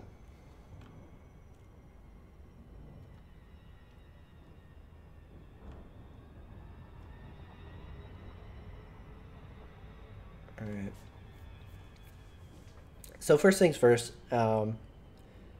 this Gaiman Observatory is my actual corporate strike mission target area. My target are skimmers. They're these little floating robots, right? And you'll find them at the observatory, which is my mission target. However, you can also find them scattered around planetary points of interest within, I think, 70 kilometers of my target area. So if you find the ones that are out in the wild, they're not actually, you won't get flagged. You won't get, like if I go to this observatory and attack skimmers, I'll get a bounty and I'll get further wanted than I already am. So the idea is to find them out in the wild where they'll actually be pirates and I won't get a wanted thing for trespassing and being bad.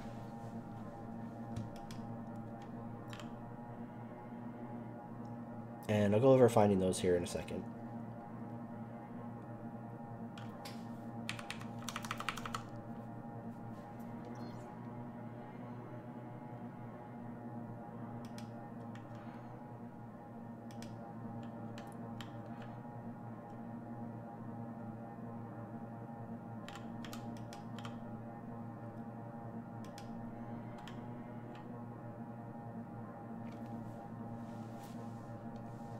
Okay, so the first thing you want to do is push your radar out. That little center screen there, if you see it, my little triangle is about to get a lot smaller, and you're going to see a slider move from the left to the right. What you do is push page up, and it increases your scan range. So we've got that out at max. The other thing you want to do is fly around 2 kilometers of altitude in normal flight, not in super cruise. or orbital cruise. And what we're looking for are these circles. Now, my HUD colors are custom, so they're going to show up different than yours, but you'll see these circles. I think the default color is either blue or red. But on mine, they're kind of like a aqua cyan.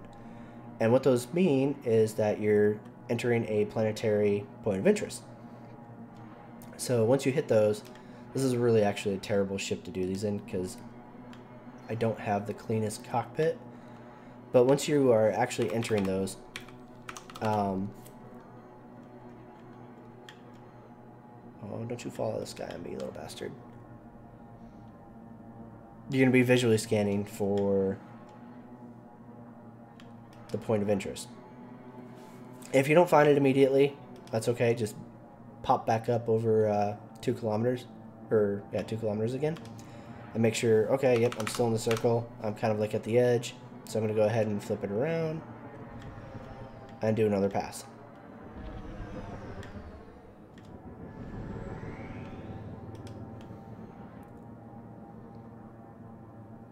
And in a smaller, like, better visibility ship, this is a lot easier to do. That might be it.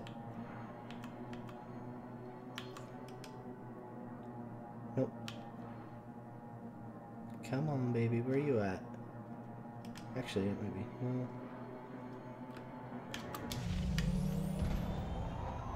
Ooh. Almost crashed it. We're good. I keep forgetting that, like, this thing is, for one, all D-rated. So my internals are not exactly incredible. And the clipper really loves to just fall out of the fucking sky. You really have to be careful with, like, sharp bank turns in Atmo. It does not like that at all. One thing I can do, I think, is turn up my graphics. One of the annoyances I have of, like, switching from VR to not VR is that it constantly fucks with the settings and changes them around on me. Let's see here.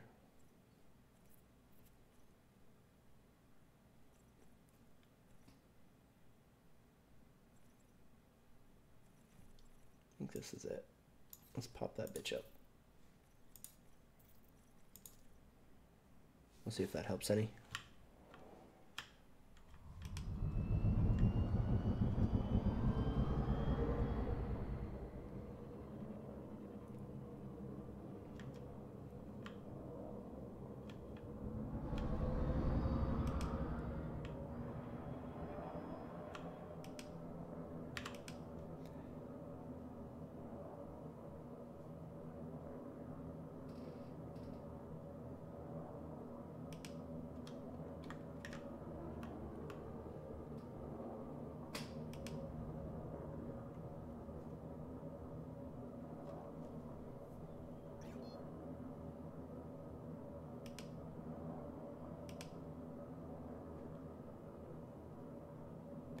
Come on, we're on a giant, flat, icy plane. I should be able to spot it.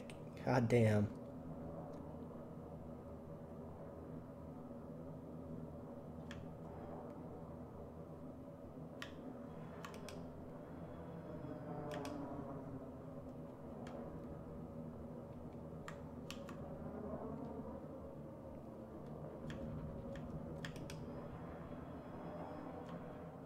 One thing I will do sometimes if I don't find it after a little bit is I'll just jump it, or just like chalk that one off and be like, okay, I'll come back around to that circle a little later, and I'll just go look at one of the other circles and see what I find there.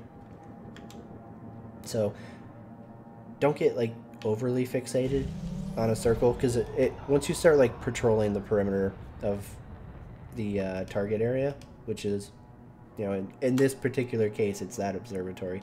You'll start finding circles like literally all over the place.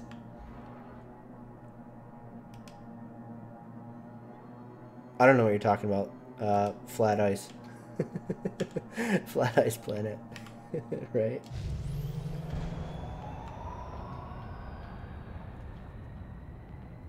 I saw a really, really funny troll post the other day. Kind of a little bit off topic of the game, but on topic of what you just said. And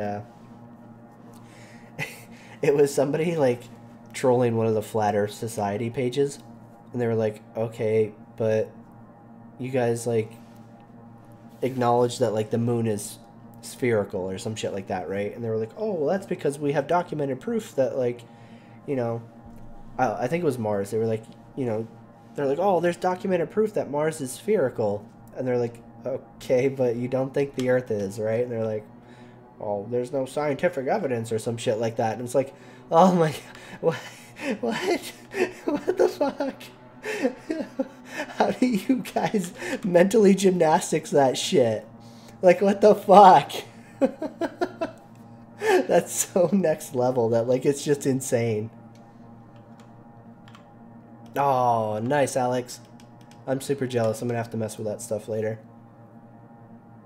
Oh, shit. Oh. Where'd you go, Circle? Oh. Oh. Warning. Temperature critical.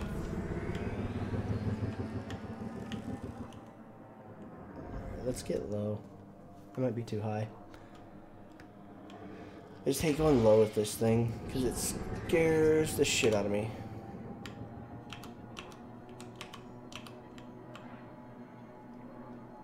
Alright, so this one is probably not going to have what we're looking for. Oh, wait.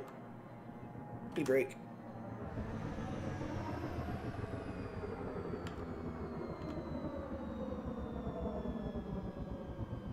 Scan detected.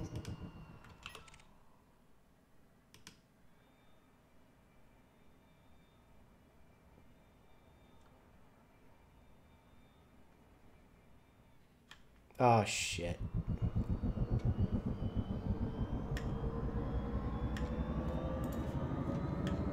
Well, this will be fun.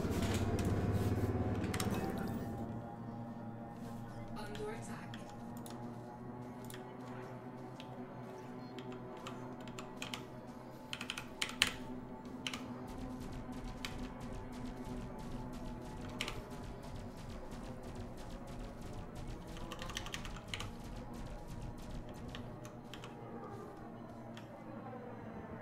Warning. Temperature critical. Alright, I need to get out of the atmosphere.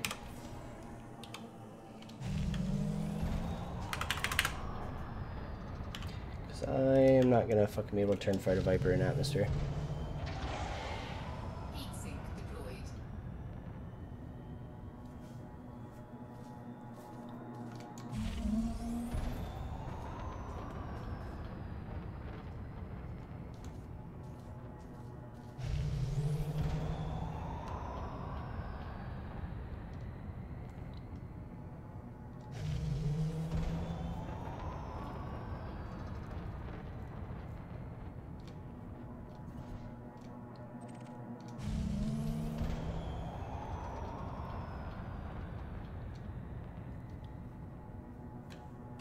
Frameshift drive charging. Yeah. I got you, Cooper. 2, 1. The problem is, this clipper is not fun in atmosphere at all. And that even like with an A-rated clipper, it's fucking miserable. And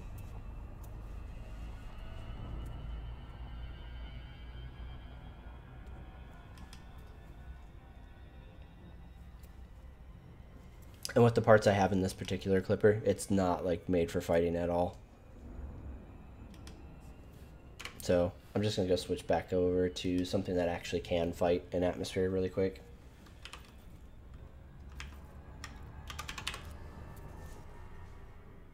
Because that will probably continue for quite a bit, and it's also just really hard to look for the objective in this thing, unfortunately. It'll be a lot easier in a courier.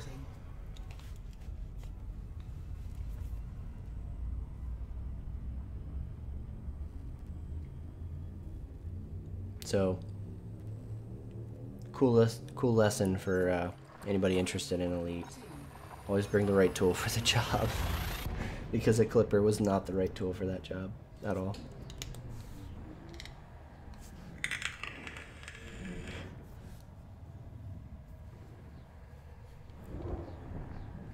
Yeah, absolutely, Clausen. That's that's happened to me. I think that's happened to me 3 times when I first started flying the Clipper, and it's one of the reasons why I don't want to fight in atmosphere with the Clipper. Is especially like if you go to like a higher gravity planetoid, it's really easy for this thing to just literally fall out of the fucking sky. Like you accidentally touch the fucking downward thrust, you're done. Like I've gone full vertical, every pip into engine, hammered the fucking boost full throttle, and it still isn't enough to pull you out of it. The Clipper's just like, nope, I'm done flying. I'm gonna go ahead and take a break. Oh shit.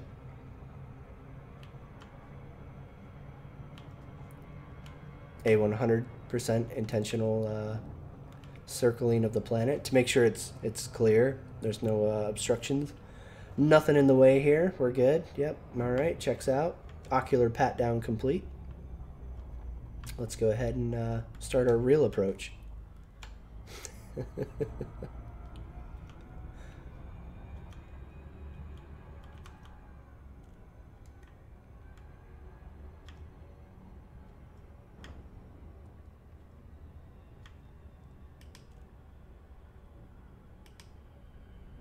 I missed it intentionally. I just clarified. I was doing an ocular pat down. So I'm not sure what you were talking about.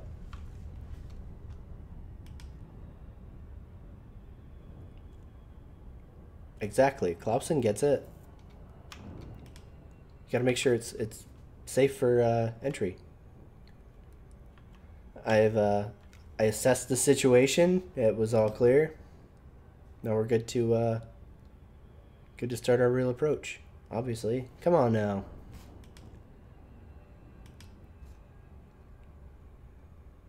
Yeah, that's I was doing a little bit of that as I was scouting it.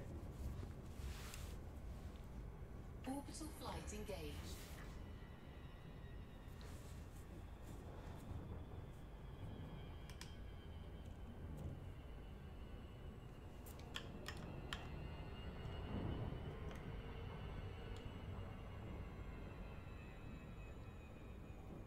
Entirely intentional and on purpose. That's the real takeaway, right? Regardless of the method I was employing. All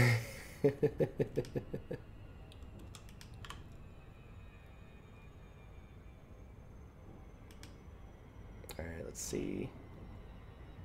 Anytime I have to go more than like 25 down, I'm like, oh god. Oh god. Please don't kill me.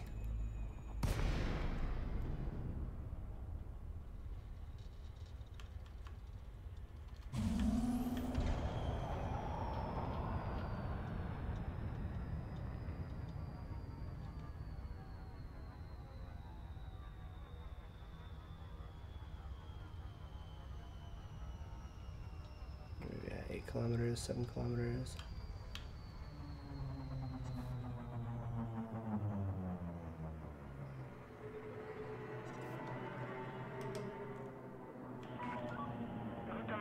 Foxtrot Alpha India. This is the Imperial Flight Operations Bureau.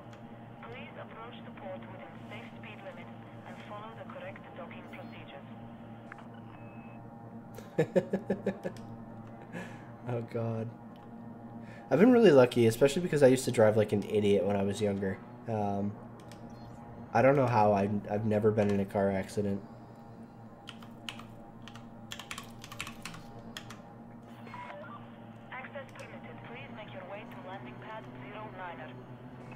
Look at that. You just turn a little bit and it just plummets out of the fucking ground. Or out of the sky. It's like, the earth calls to me. Take me down. Yeah, absolutely. Hence all of the You're a whiny kid comments I get on YouTube.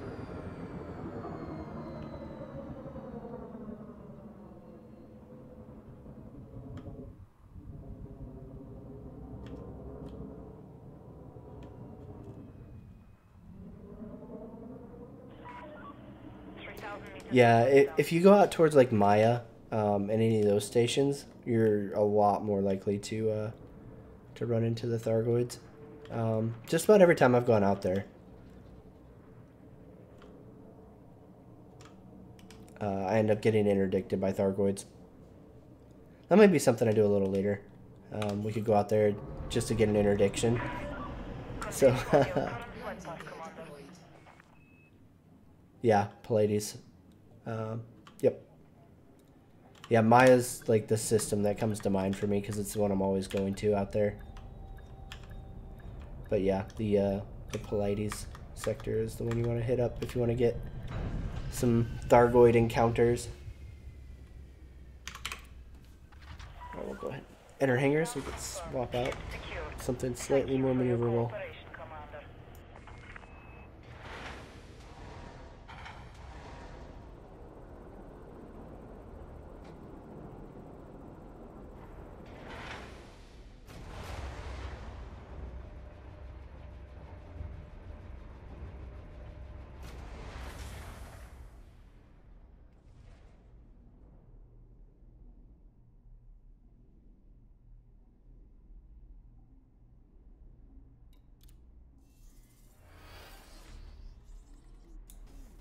Oh, is it? I haven't been out there. It's been a while since I've been out in that area. Did they nerf them? I mean, I'm not gonna fuck with them either way because I'm definitely not proficient in combat enough to fuck with them. I saw them because they sell them here, and I was like, Or not outfitting. God damn it. Back. Jesus Christ, really? That's insane.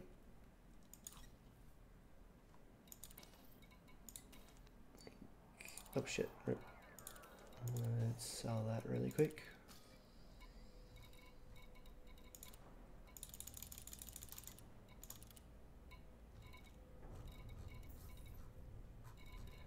See, that's a little excessive.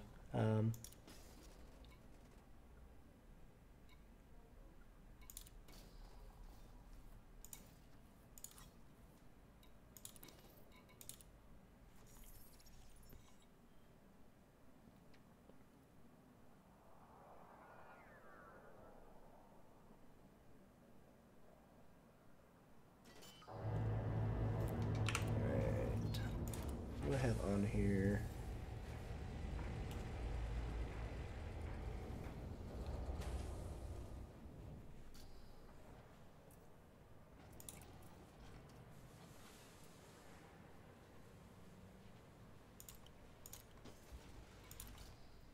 Alright, let's head back.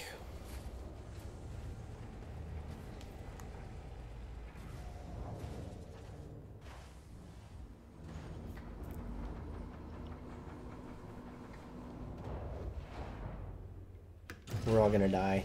The Thargoids are coming.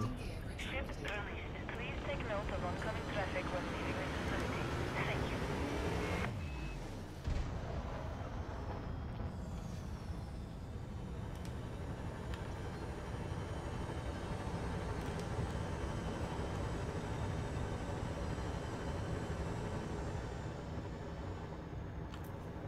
Frameshift drive charging. All clear. Flight 4, 3, 2, 1. Engage.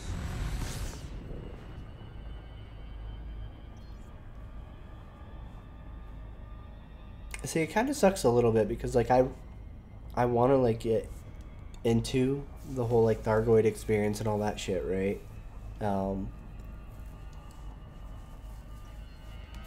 But it definitely feels like something that I'm like, oh fuck no, I don't want to get involved in that until like I'm really, really secure in like what I have and what I'm capable of and all that other bullshit.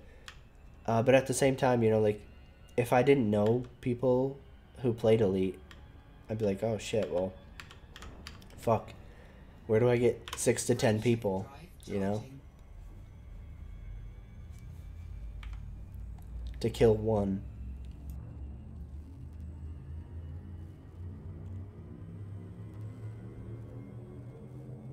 Four, Like that was two, one of the things that like caught me off guard, because like I've been interdicted from hyper addicted, whatever. I've been hyper interdicted before by Thargoids, right? But it's always a lone Thargoid, and you know he does a scan. Addicted, and there was like, you know, the one Thargoid that like fuel scoop is like scanning your ship and shit, right? And then I like go external camera to like watch him essentially, and is that the right one? No, it's this one.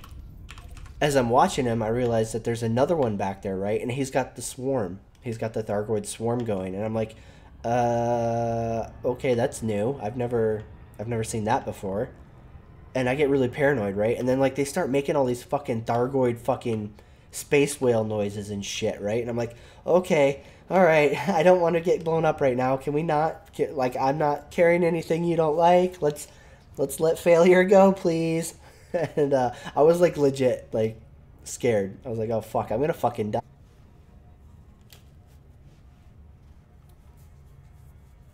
That's so weird. Yeah, like I've never been interdicted by 2 before, right? And you know, the second one having the little like swarm circling him like scared the shit out of me. I was like, oh fuck, dude, this guy's ready to throw down. I am not ready to throw down. Please leave me alone. And I had a bunch of like what do you call it, exploration data on me and everything too. So I was like, God, please don't blow me up. Please just let me go. I will go tell everybody how merciful our new Thargoid overlords are. Just don't fucking kill me.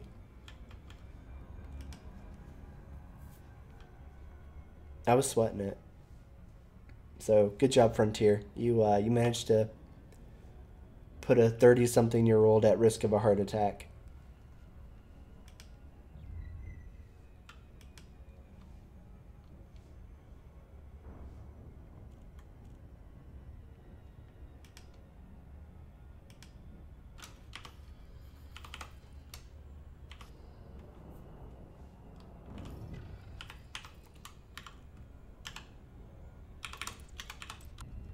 Is that what they do? Like, I don't know what they were doing, right? But it scared the fuck out of me. Like, they were doing something.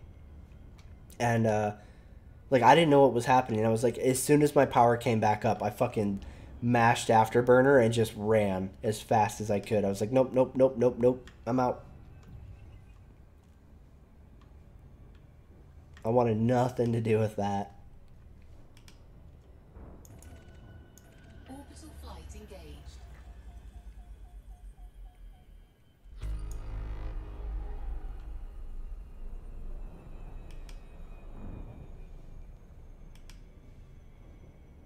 Damn, that's crazy. 20 minutes to kill one Thargoid? Fuck.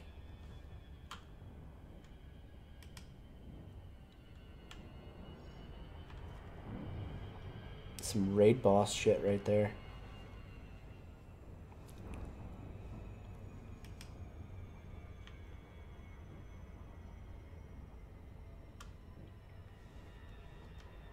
Jeez. Yeah, like one of the Thargoids was green. Like, you know, to me normal looking, right? Like I think normal. And then the other one was like red and had a swarm like fucking going around it and shit. And I was like, okay, well, this is too new for me. And failure's not about that spooky life, so let's go ahead and bounce out of this shit.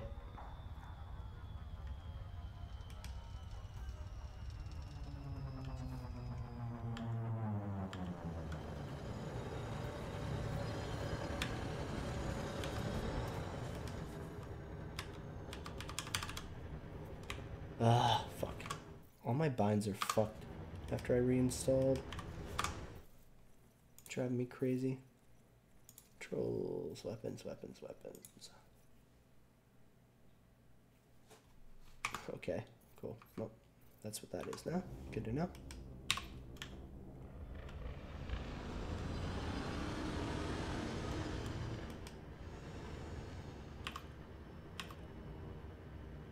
Oh, really? So like you can read their like mood lighting. Nice.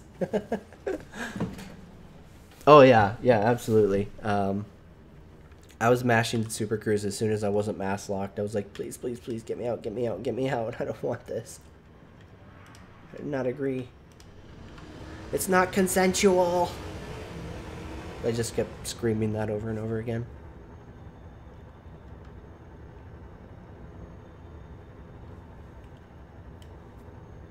Luckily, it all played out, and we're good.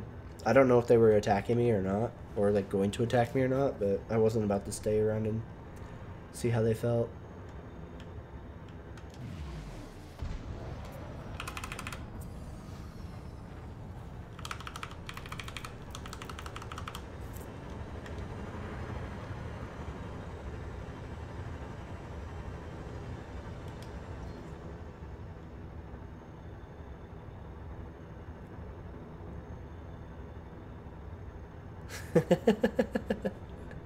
Right?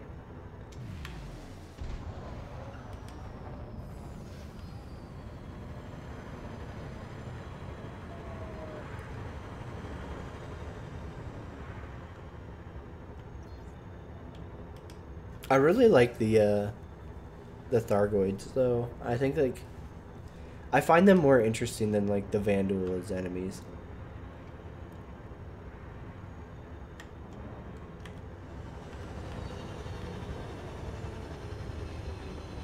Really? Jesus Christ, Alex, where the fuck are you?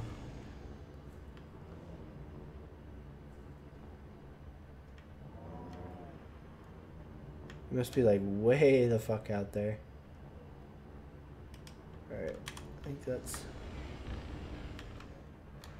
the shit I was looking for.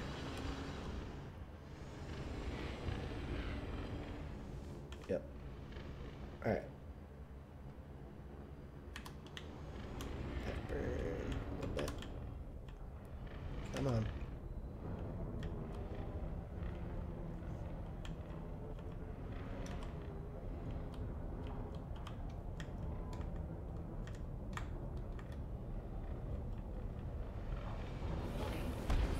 Whoops.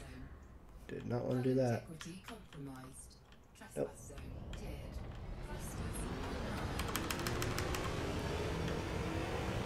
That was not intentional.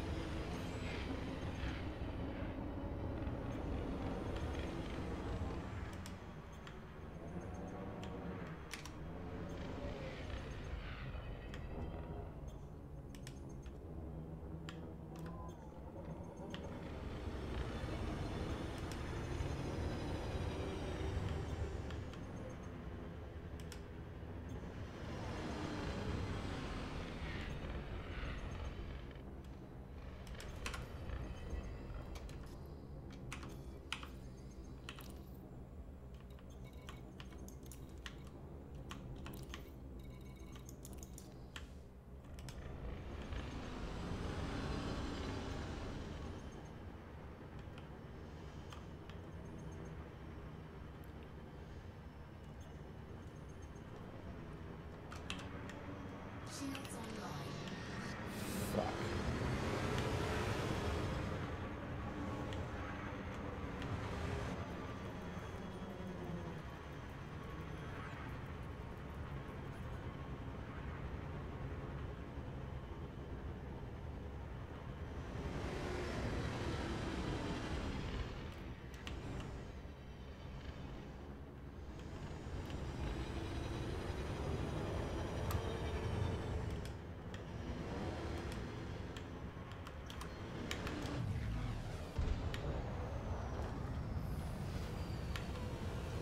Well, I've done an absolutely terrible job of playing this POI. Please don't judge me. I swear to God, I'm really not this bad. God. There it is. Alright, let's not fuck this up. I swear this never happens to me. I don't know what's going on. I'm usually not like this slow at finding these things, but alright.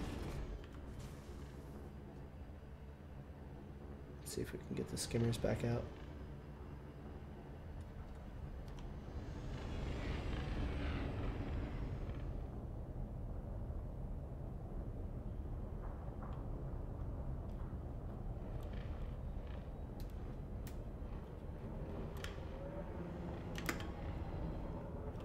Oh. Shit.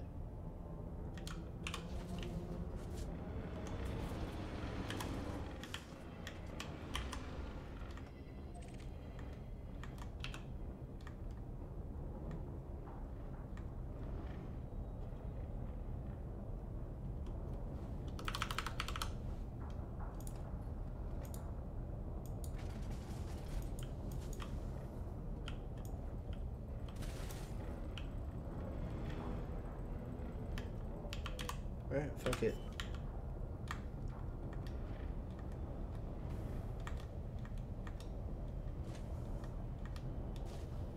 Landing gear deployed.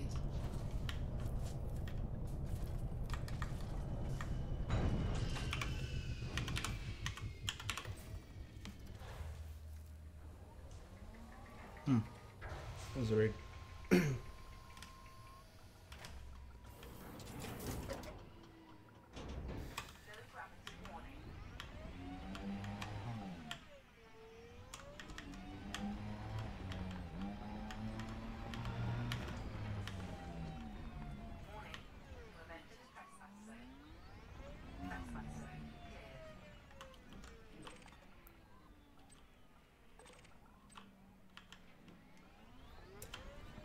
Well, shit.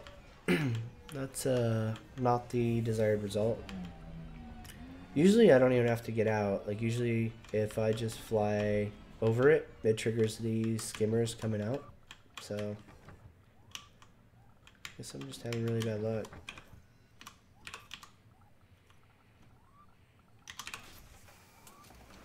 Alright, we'll try another one.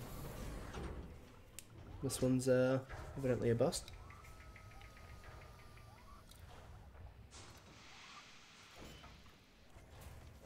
Back up we go. Landing gear retracted.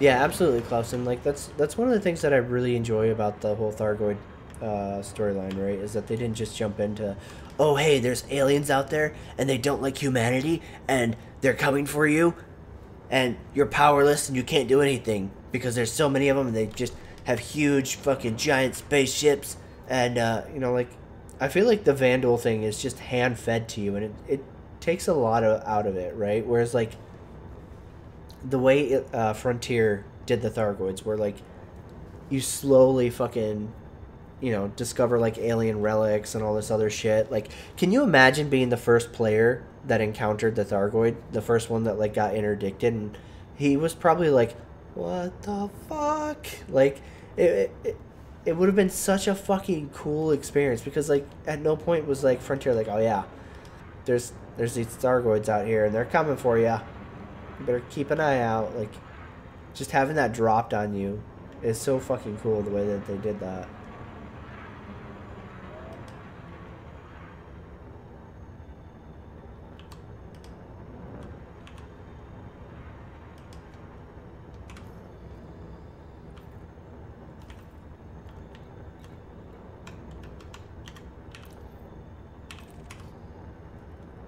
There we go.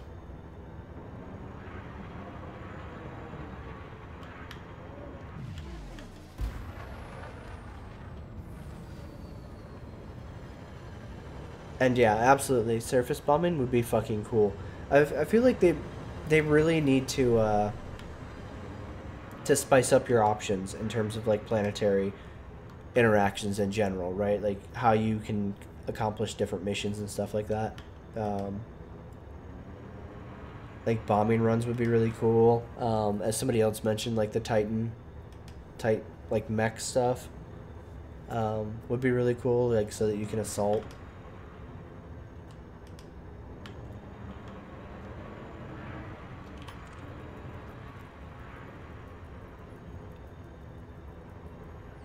Scan detected.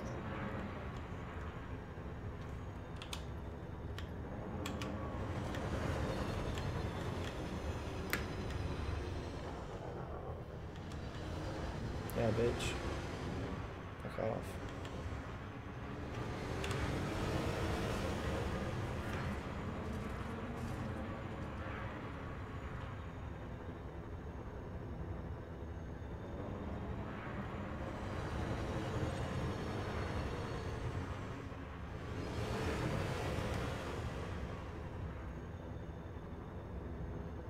I mean, it's incredible that like there's so many different planets and they all have like their own little like gravities and different quirks to them and stuff like that. But at the same time, like uh, planetary interactions are really really lacking in Elite, which is unfortunate.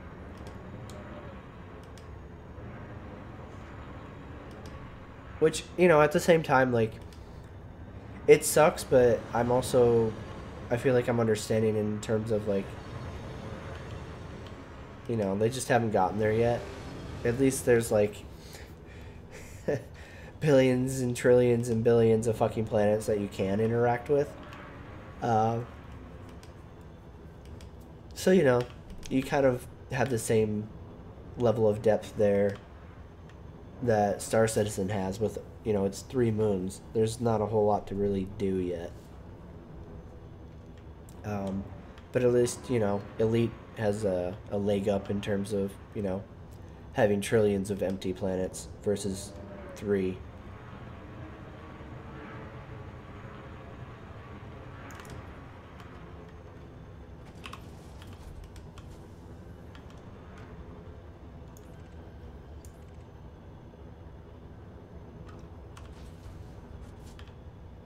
Absolutely, Alex. Absolutely. Yeah. That's the core takeaway for me, right? Is like even though they have these fucking countless amount of like planets and stuff that you could land at, both in terms of like the ones that you can actually land at now and then the ones that like, hopefully in the future we'll be able to land at. The fact is like they're there and in game, whereas Star Citizen has yet to accomplish that. Beyond 3, moons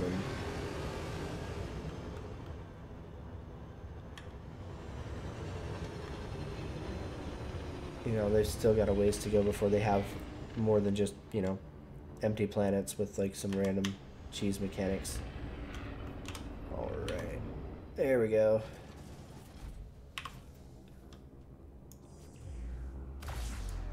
What? I mean, I'm not Maverick, but goddamn.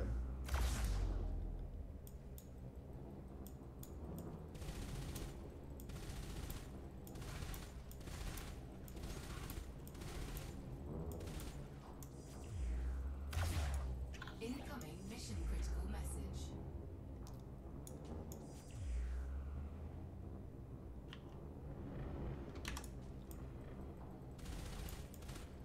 I'm super embarrassed. Like, I can't tell if I'm missing him or hitting. Scan detected. Ah, shit.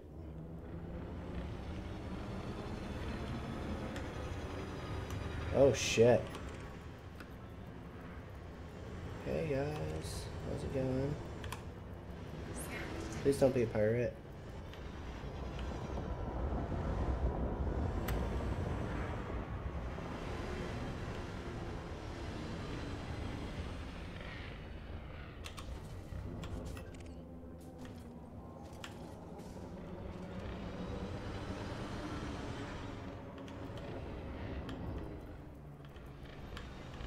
Scan detected.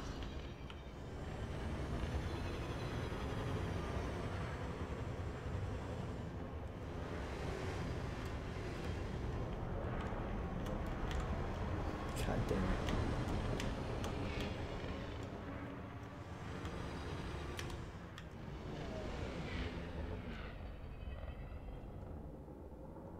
You guys good? Yeah? Alright, then go fuck off. Leave me alone. Try and blow up these skimmers. Little prick. Scan detected. Oh shit.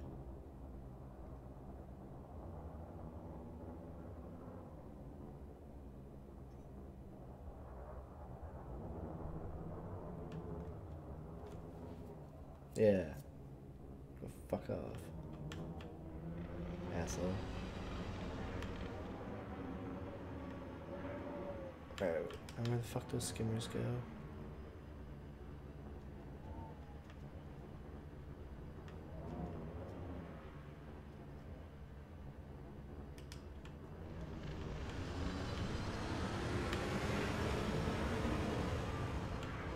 Who's over here? Frameshift charge detected. Yeah, frame shift your ass out of here. Little prick.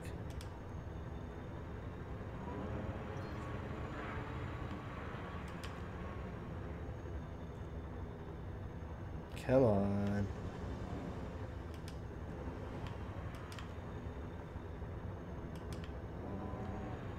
Could have sworn it was like right here.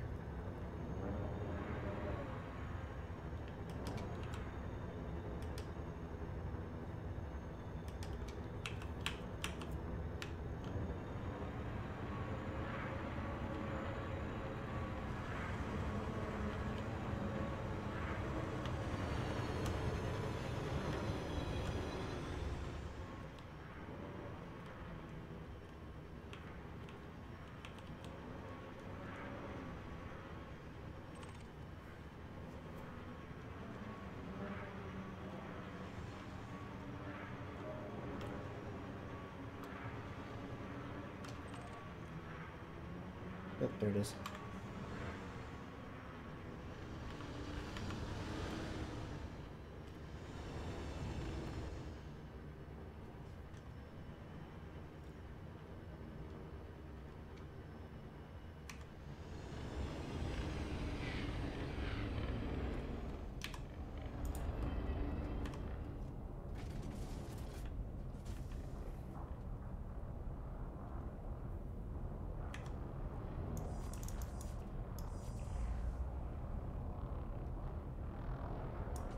Why isn't it letting me shoot it?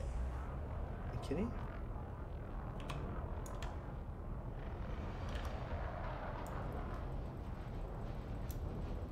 Alright, let's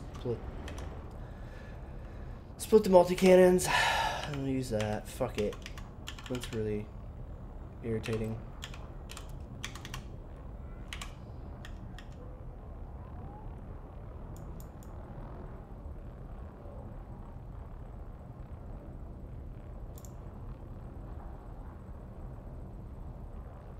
Oh shit.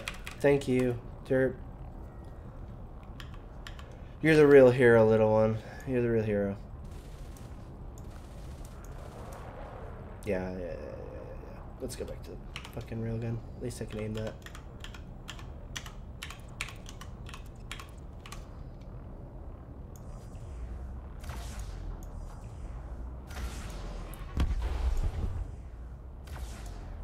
Fuck, that thing's low. Don't aim with the pip, y'all.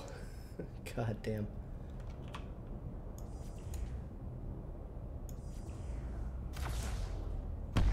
Yep, that's what it was. I was aiming with the fucking pip, and it's totally not where it's actually hitting. Alright. That's 4 skimmers down. Thank you, little one. You are my fucking hero. God damn. I would have spent all day, like, sitting there like, what the fuck? Why can't I shoot it? Oh, man.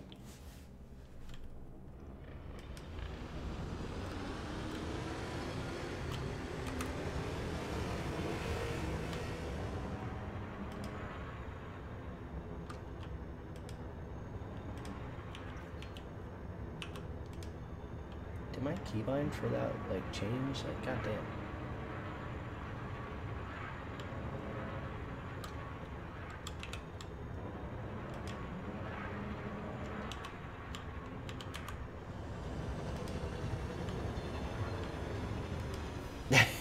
Right, Alex?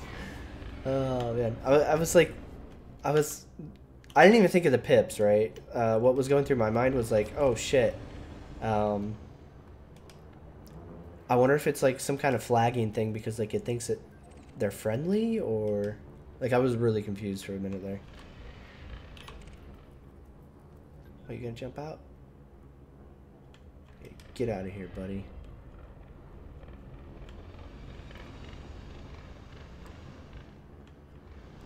Molesworth.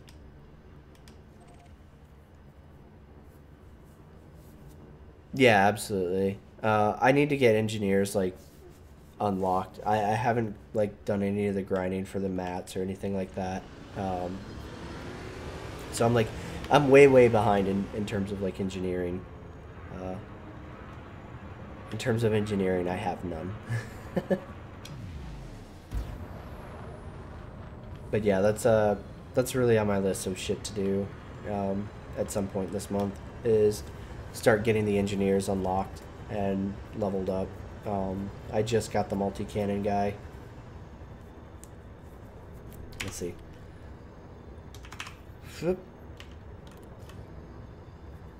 Yeah, like I'm like way behind, unfortunately. But it gives me something to do, I guess, right?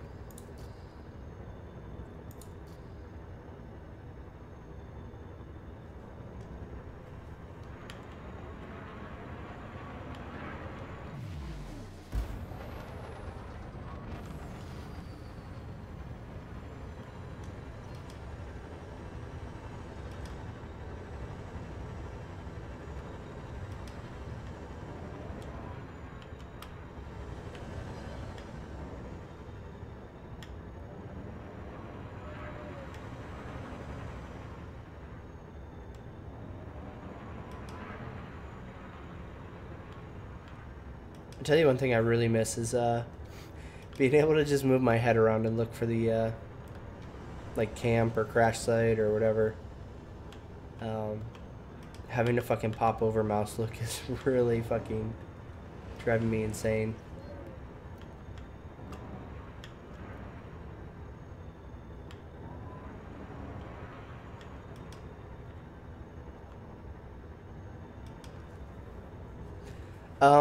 Darkest Timeline one, Cooper, was about the, what do you call it?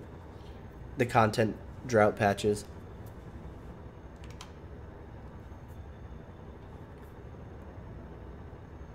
Holy shit, little one. That's insane.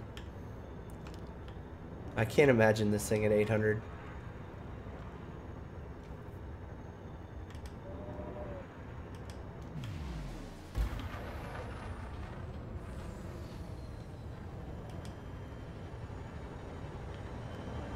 Yeah, I do need to get that, oh shit, it's a dolphin. I really do need to get the engineers in order. Like, it's really, like, heartbreaking because, like, people start talking about, like, all the different benefits that they get from engineering a ship, and, like, it's almost like a completely different ship. When you compare, like, an engineered ship to, like, one that isn't. I'm like, fuck, man. I hate the fucking grinding. Like having to go try to look for mats and shit like that really irritates the shit out of me.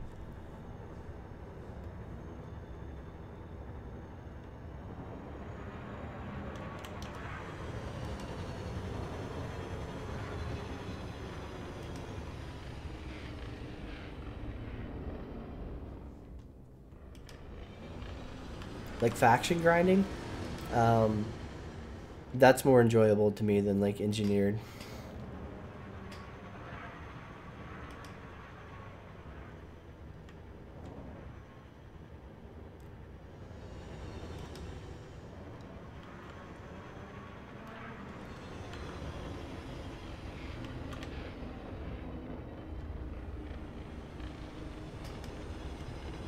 Yeah, absolutely.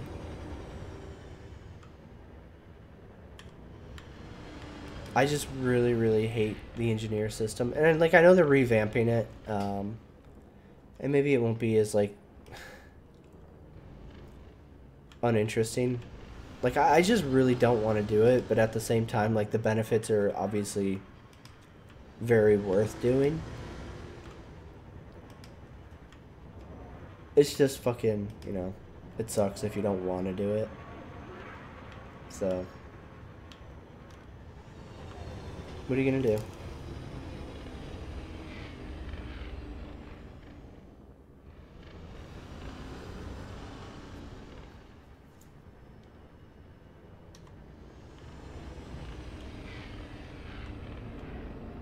Yeah, that's kind of like the stuff that like I was reading. So like I don't have like a full on comprehension of like how the system works right now, but okay,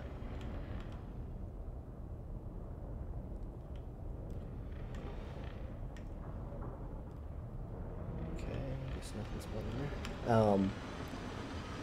But one thing that I did see that I was excited to see was that they were like, oh yeah, we're going to have it to where um like the cap will go up to like 800 per data thing or something like that, right? Instead of like um, just like a hard cap of like, oh, you can only have 800 of everything.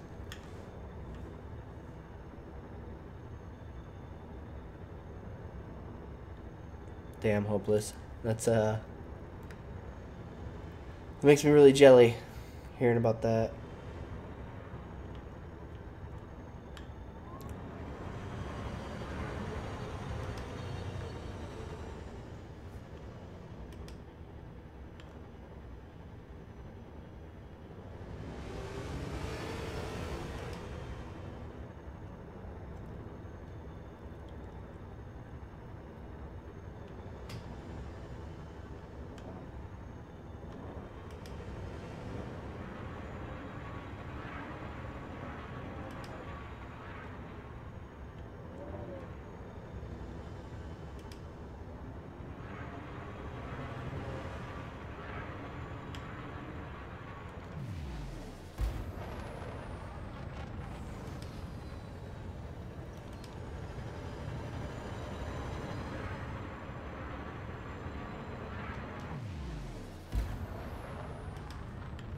No problem, Cooper, man. I will see you later. Thanks so much for hanging out with me, man.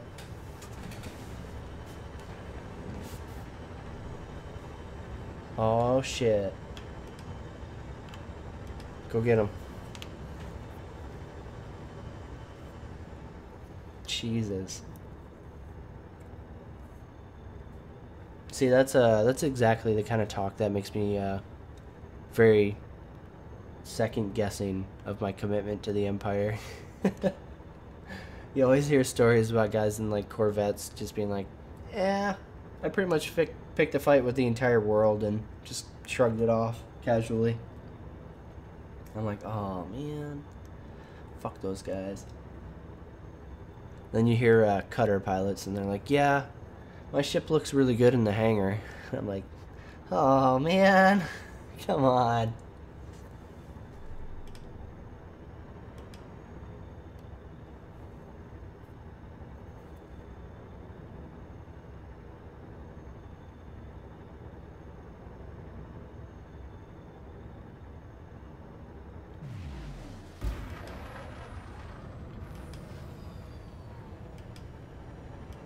Right on. One of these days we'll get to the Thargoids.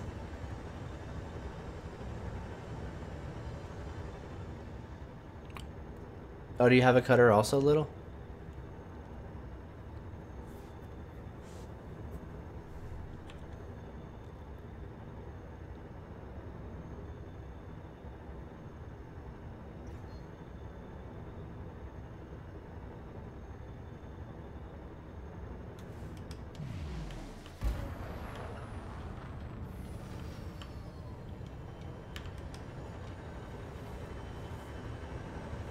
Yeah, that's crazy, hopeless. God.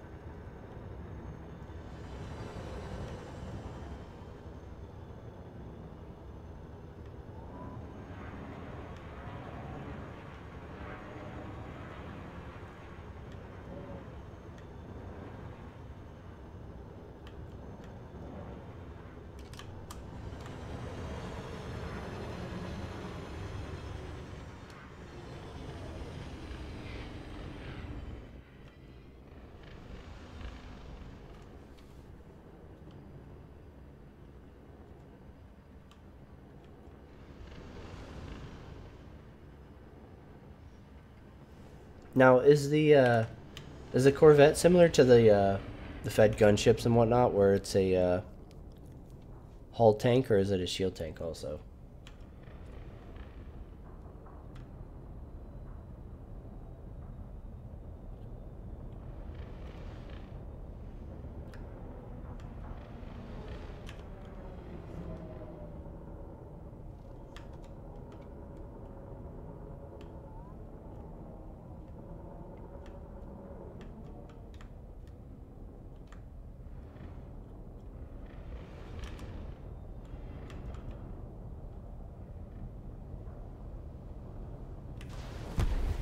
God damn it. Online. Hull integrity critical. Thrusters online.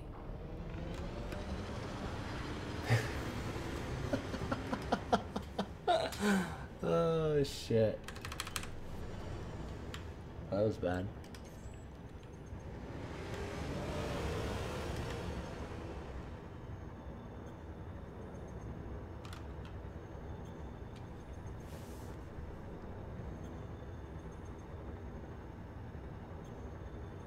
Jeez.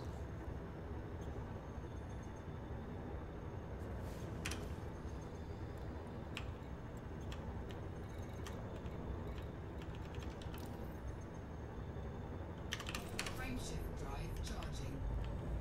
Well, we're gonna have to go repair that because that's a little 4, more fucked up than I want my hull at. 1. Engage.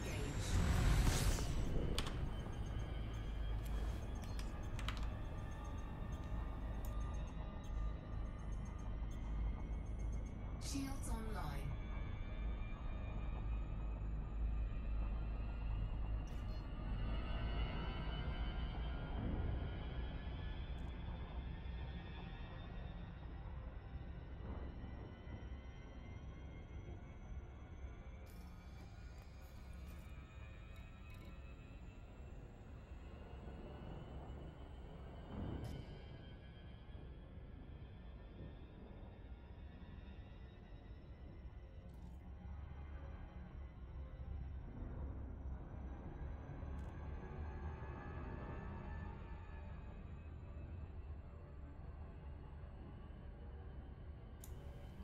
Yeah, the gunship looks really fucking fun, or the assault ship. I don't remember which one it is.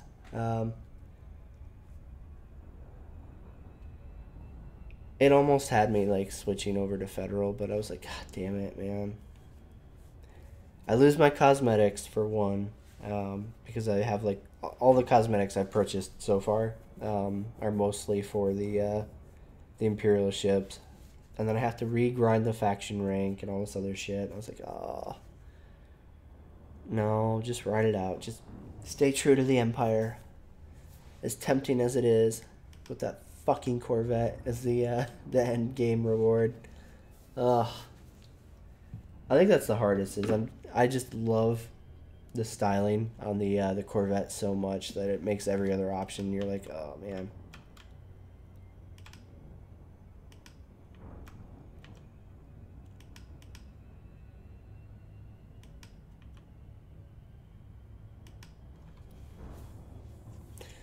Yeah, I mean, like, absolutely, like, both is obviously the goal eventually, way, way further down the line. I've got a while, though, before I reach that point. But it'll be nice when I do, like, reach the point where, like, financially I'm not worried about it. And also, like, I don't feel like I'm grinding necessarily to get to it either.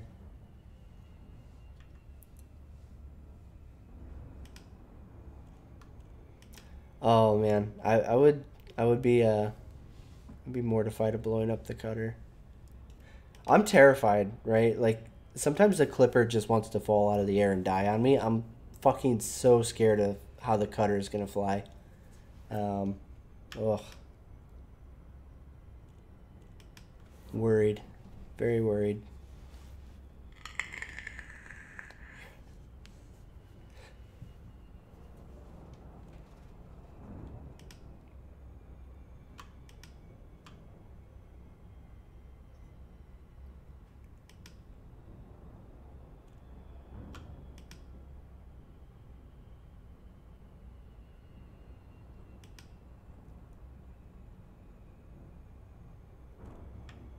Nice, Alex. I was trying to decide tonight what I wanted to do. I was either gonna do the exploration, because I'm not even close to like, I don't think I'm more than halfway through the road to riches still. So I was like, okay, I could go do that, or I could work on my faction rank. And I was like, well, I haven't really done anything towards my faction rank, and I mean, I could be making credits if I really wanted to be making credits. So we'll see. And then I was like, no, I'll do some faction work today, and then later this weekend I'll go get credits if I get enough to actually unlock the cutter, because I'm sure I'm gonna fucking need them by the truckload to actually properly fit the cutter. That'll be my burnout. That's what's gonna burn me out on Elite, is when I start grinding the credits to actually unlock the or to properly fit the cutter. Holy shit, really? That's insane. God. Yeah, I wish I could slam a planet and walk away from... Dude, my clipper, like, fuck, dude. It was like one of those stalls where it was like this, right? Like, I was full vertical, like, burning, because I caught it, like, way too late. It was when I was fairly new to the clipper, and I didn't know to watch its altitude. And it just started shredding altitude when I was coming into a station. Because I did one of these turns, right? And it just instantly started just dropping sideways. And I was like, wait, whoa, oh shit, that ground's coming up quick. And I went full vertical, tried to fucking burn out, and it just kept sinking, and then just boom. You've died. And I was like, no. Because at the time, like, the insurance rebuy was, like, actually a lot for me. And I was like, oh, God, that hurts. That hurts so bad.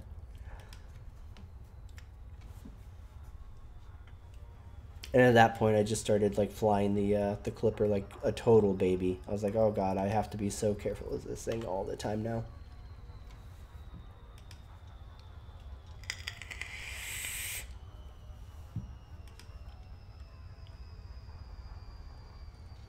Yeah, gravity kills, man. You gotta watch out for it.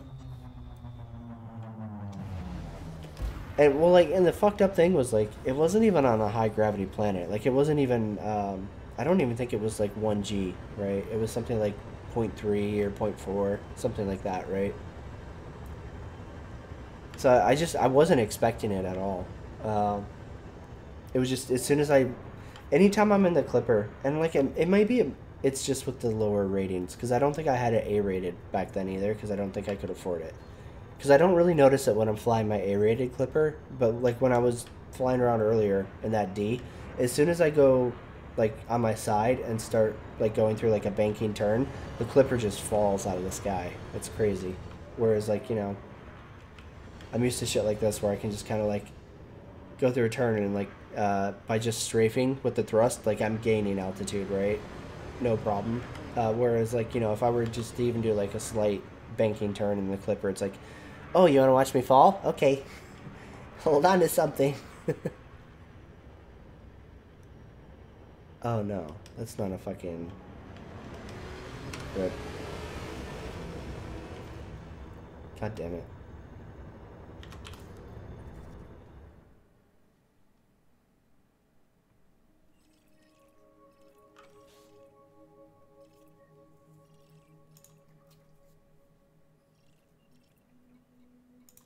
That'll do.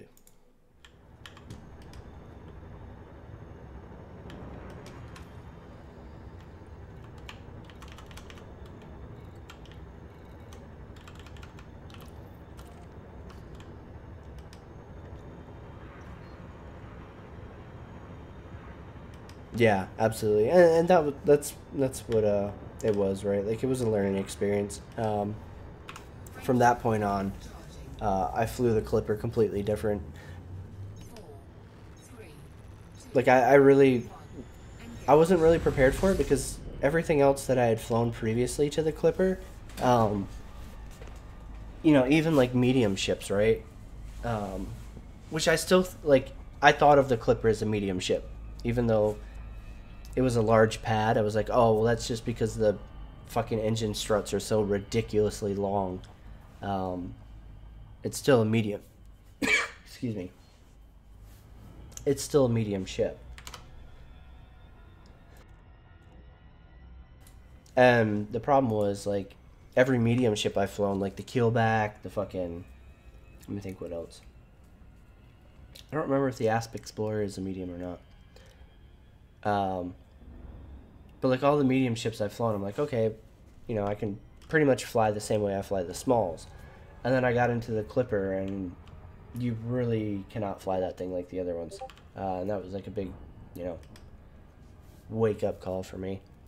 I love the lights, man. Totally worth it. Totally worth the $6. I love that it's a universal unlock. That makes me super, super happy.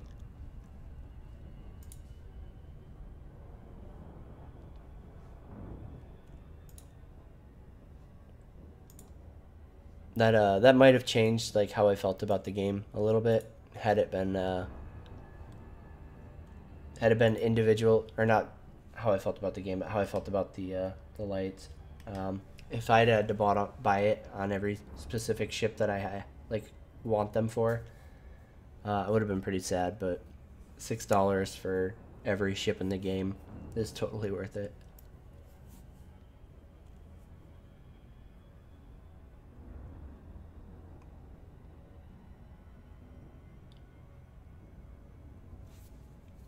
I'm kind of hoping they come out with more Christmas cosmetics that I can, like, flood my dashboard with.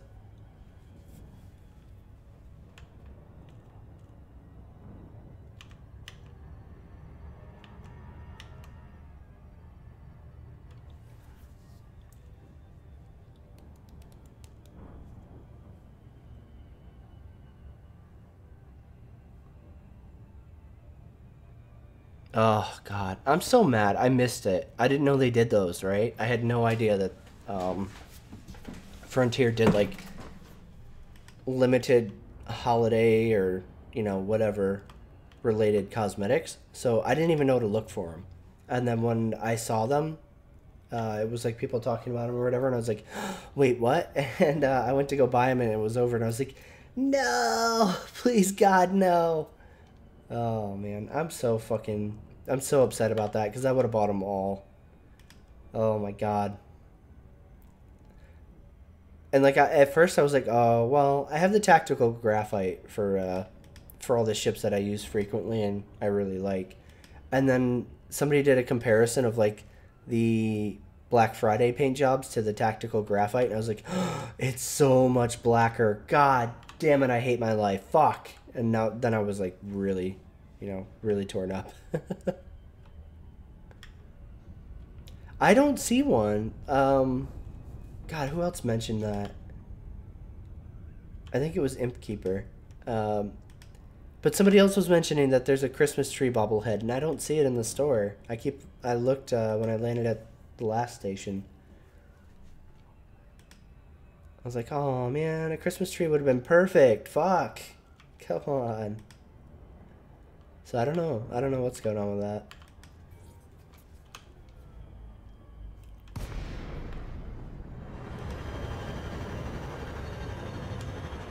Frontier just really wants to screw Failure over on all the holiday cosmetics. I'm standing here with all my money in my hand like, let me spend it. Come on, Frontier. And they're like, no. You can't have this. Please, nobody bump into me. I'm not in shape to take that. Okay. That's what I was wondering, if it was like an exclusive holiday thing that, like, was for sale a long time ago and is, you know, not available anymore.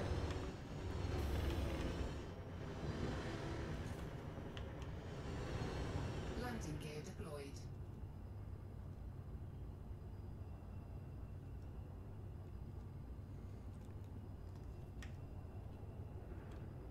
Scan detected. 2,000 meters from Oh shit. touchdown. I'm fucking wanted. Silent running. Shields offline. We have lost communications, Commander. Holy shit. Please be aware, silent running is considered accept subversive behavior in this facility.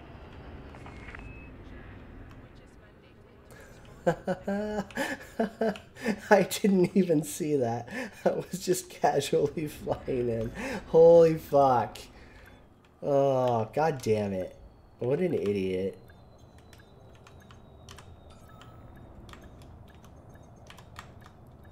Fucking Christ.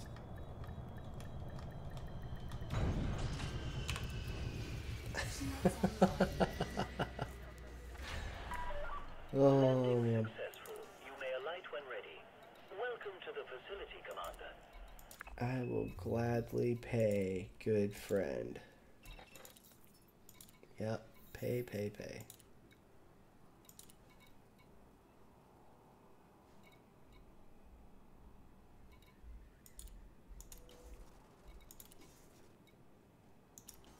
Alright, we're all fucking cleared up there, finally. Good shit. Hull repaired.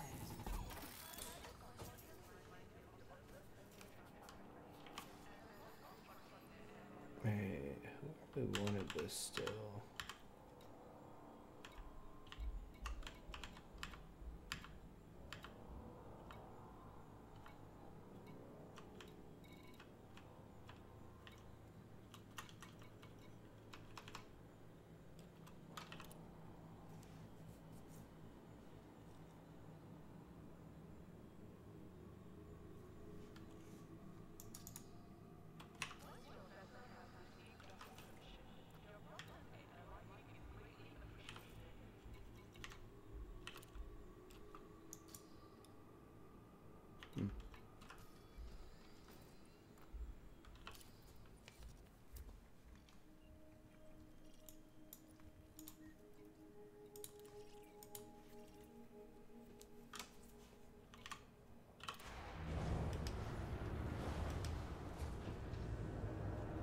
Well, this will be fun.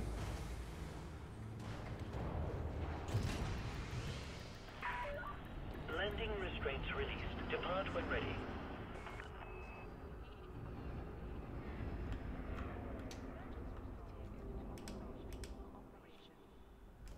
Landing gear retracted.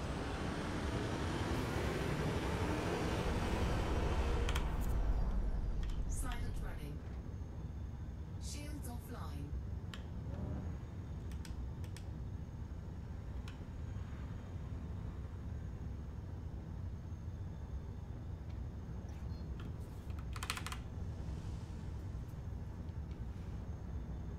Frameshift drive charging. Station limits exceeded. Imperial Flight Operations Bureau. 3, 2, 1. Engage. Alright. Good shit. We made it!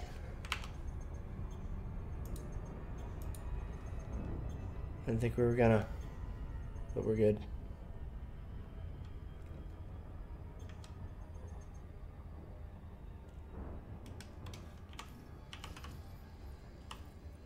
God, these assholes and their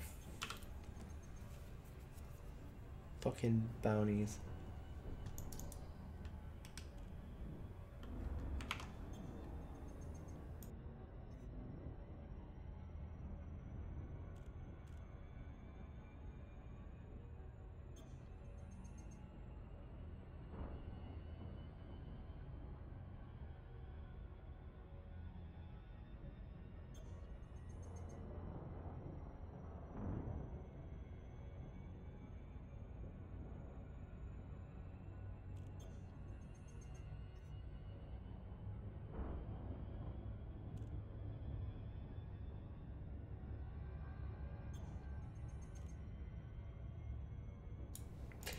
Yeah, I kind of fucked myself earlier on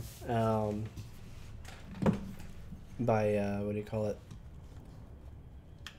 Doing the planetary mission scan, whatever missions, and it pissed off these guys pretty good. But usually, like, the rep missions I do are couriers. I'm just breaking it up with, Shields online. what do you call it? Some corporate strikes.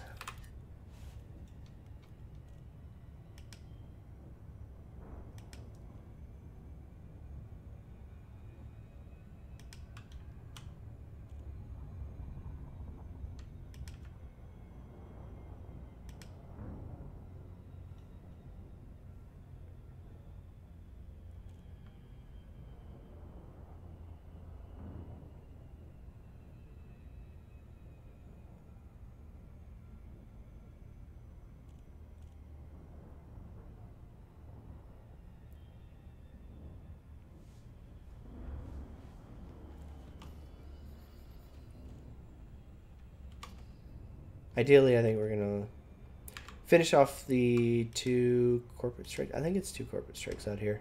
And then once I get the skimmers for that, I'm going to go ahead and go back to running couriers to CF464.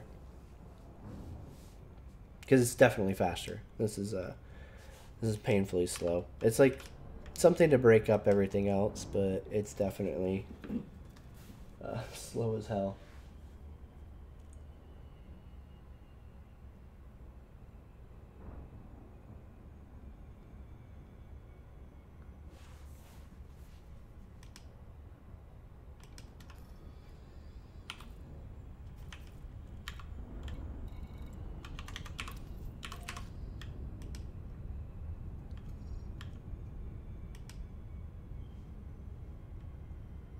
Oh yeah, absolutely, Alex. Like that. That's a huge one for me. Especially right is like even doing the road to riches. A lot of people are like, oh man, it's so boring. It's so this that whatever. And I'm like, dude, it's not bad. I mean, I know not everybody has 2 monitors, so that's a big one, obviously. But like for me with 2 monitors, doing the road to riches was literally like. Not bad at all, because I was just watching Netflix and, you know, getting my planet scan on. So it didn't bother me none, but I can understand why people would, like, hate exploration.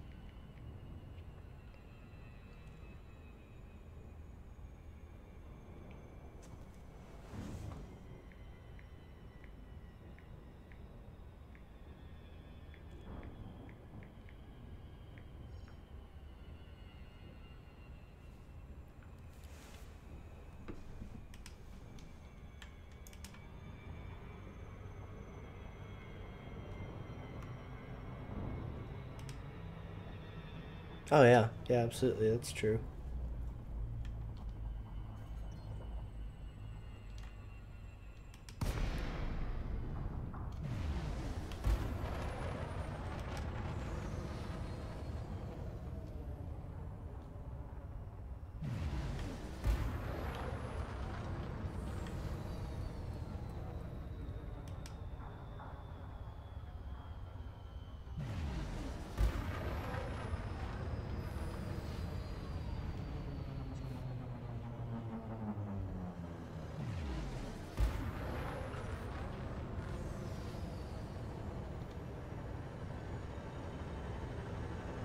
Right.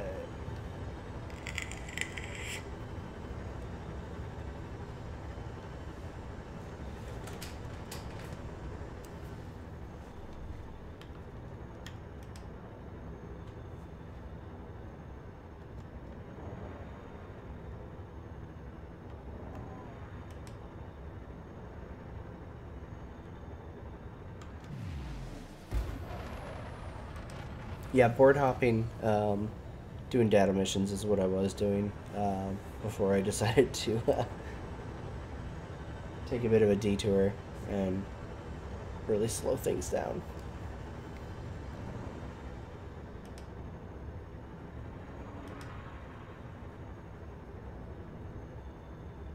I mean, I don't mind the change of pace. Like, I don't mind spending time doing these kind of missions. Although, I think it's arguable on whether or not it's adequately rewarding for the amount of time it takes, but it's something, you know, it's a different discussion. But it's nice to, like, break things up, because just running data missions over and over again can definitely burn you out quick as fuck.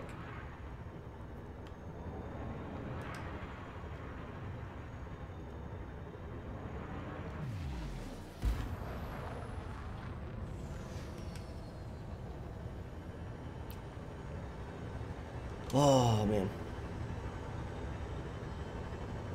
Yeah, absolutely, Alex.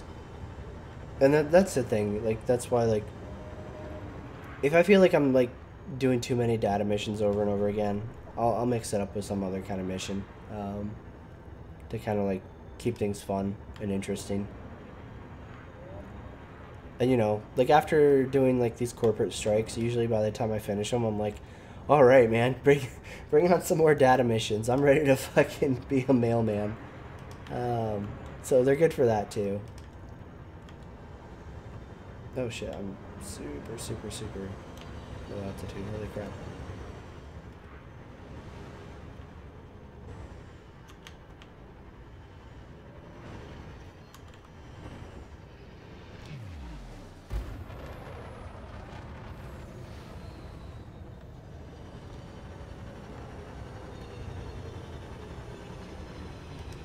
So, you know, it's no big deal. Like, I don't mind.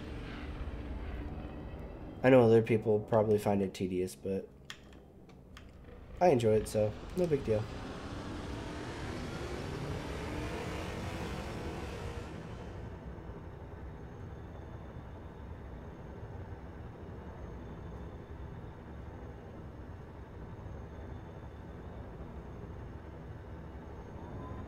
Oh, that reminds me, Alex.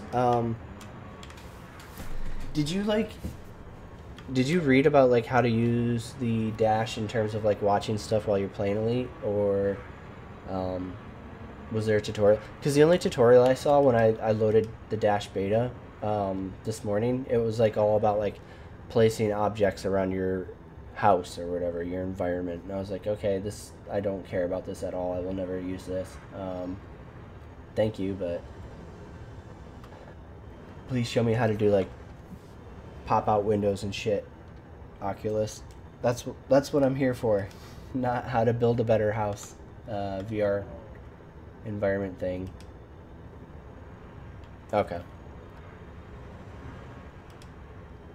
Is it an app or is it something that's like literally part of like the dashboard changes?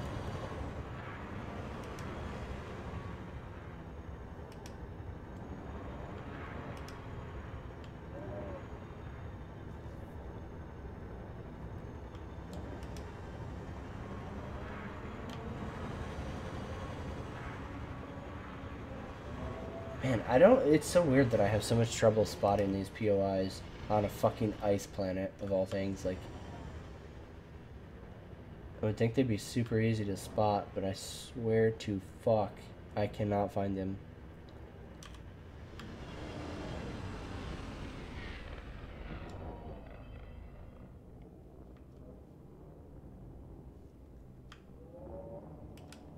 Which is weird, like... Heather! Hey, baby.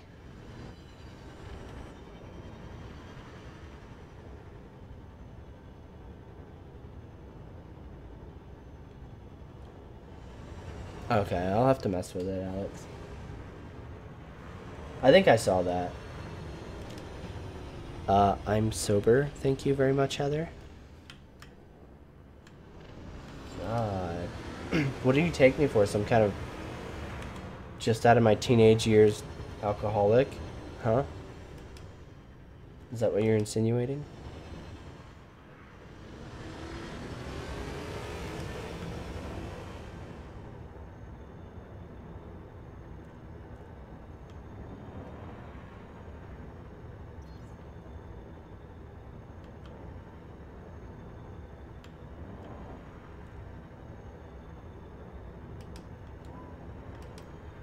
Damn. Come over after. After what? Oh, did you go out and get drunk?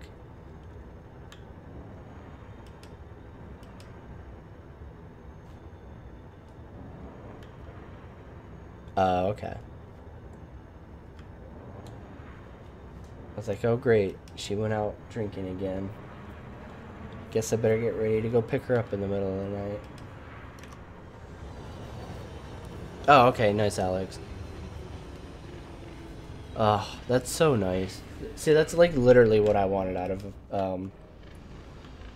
and like OpenVR, like it worked kind of, but at the same time, like not really. Like it just seemed like the Rift when I actually launched Elite would just get really stuttery if I launched it through Steam. And, you know, I was running, like, OpenVR, and, don't bump me, you little shits.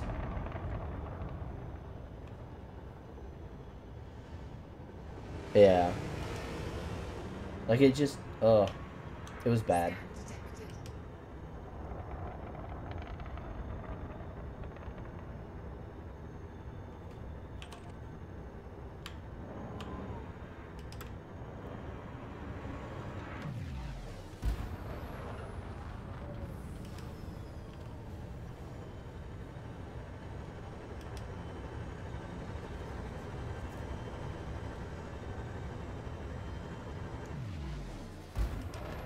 Alright, 40 out. Alright, let's push out a little more. Oh my god, I get it. They're following me around, scanning me over and over again. Jesus Christ. Just get it over with. Do it! Do it now! Scan me! You guys good? Nope. You're just gonna keep following me, huh? You're just gonna fucking stalk the shit out of me? Jesus fucking Christ, man. Like, what the fuck? Go away! Oh my god. Christ.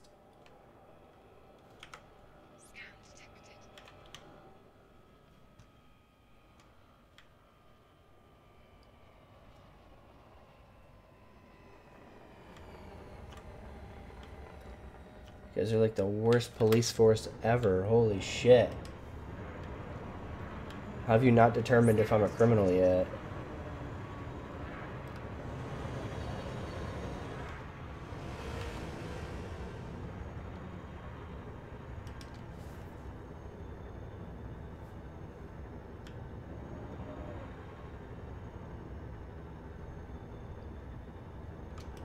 What's my brightness set to?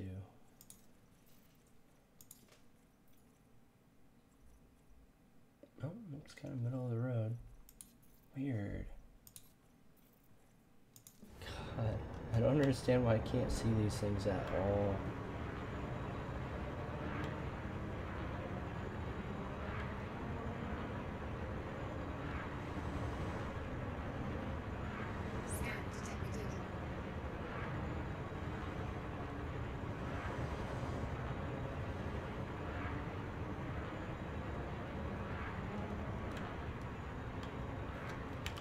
Alright, I think we're going to go ahead and just leave this one for now, and I'll come back here later. This one's being a real motherfucker. Let's go ahead and out there. Actually, I think that one doesn't even pay that much.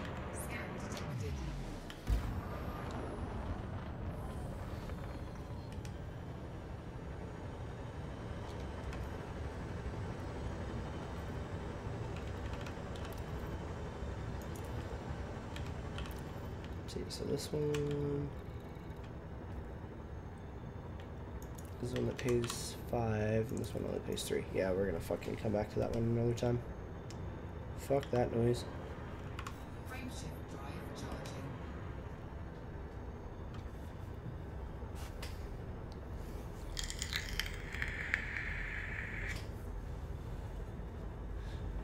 Heather, Heather, where are you? She probably bailed on me already. Like, what the fuck?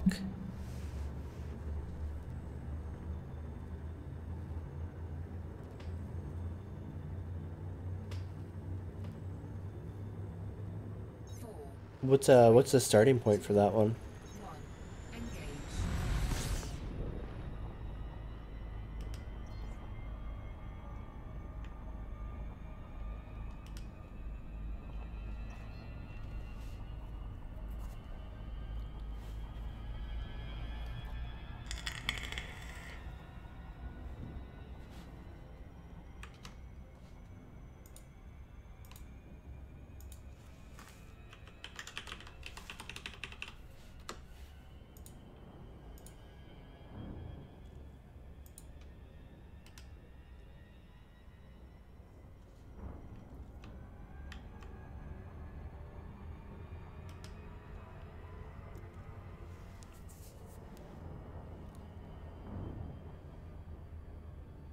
Oh, nice.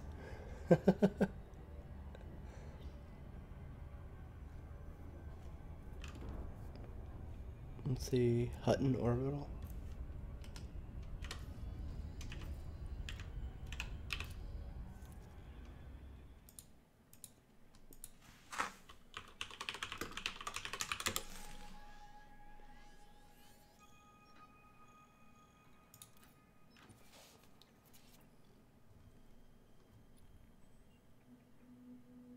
Oh shit. Is it like back and forth between these two? Or...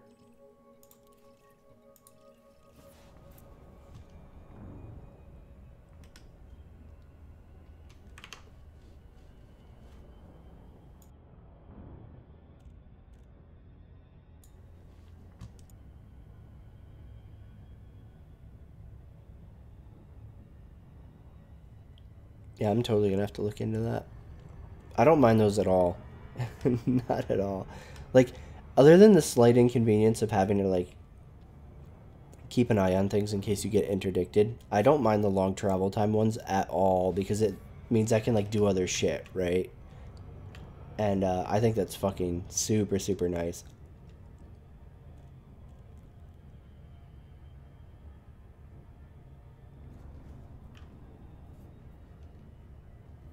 Yeah, I kind of agree with you, X Sammy, right? Like, um, other than being a testament to perseverance, it really doesn't feel like you earn the faction milestone ships, right? It's just kind of like a, oh, good job being a mailman.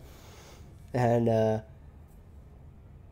I mean, on one hand, like it's nice that you can do that, right? That you can just be a courier and just grind shit.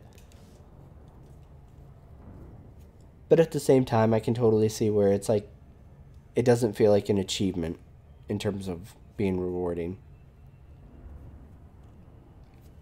It just feels like something you have to endure to get to.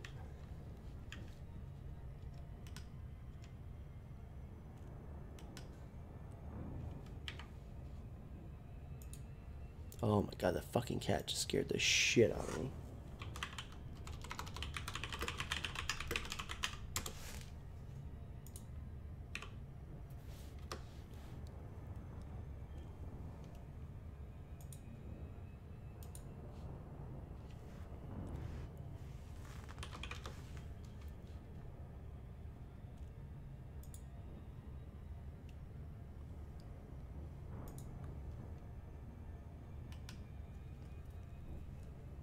Right? That's how you do it, Alex. That's how you prove you're ready.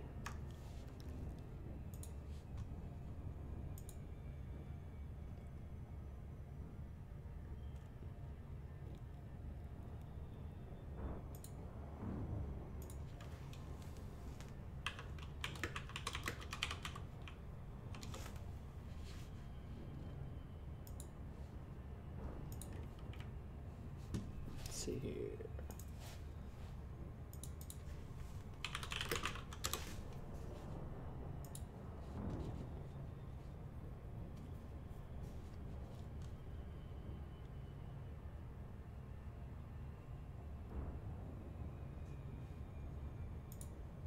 Phew, man.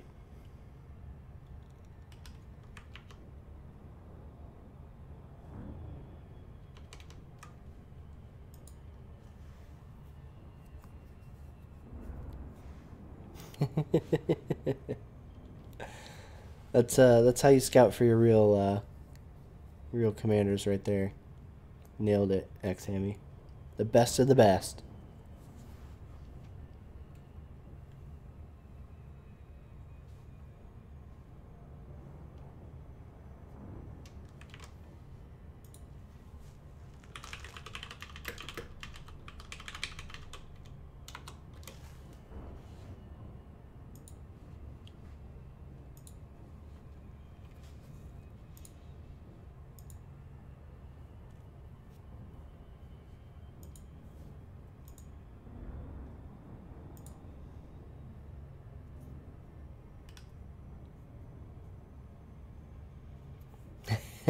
Absolutely. And that's being very generous, saying that you can rent them. Since, I mean, I guess technically you can rent them, but, you know, only in an arena commander, which really, you know, more and more is going to not matter. As, allegedly they get their persistent universe online.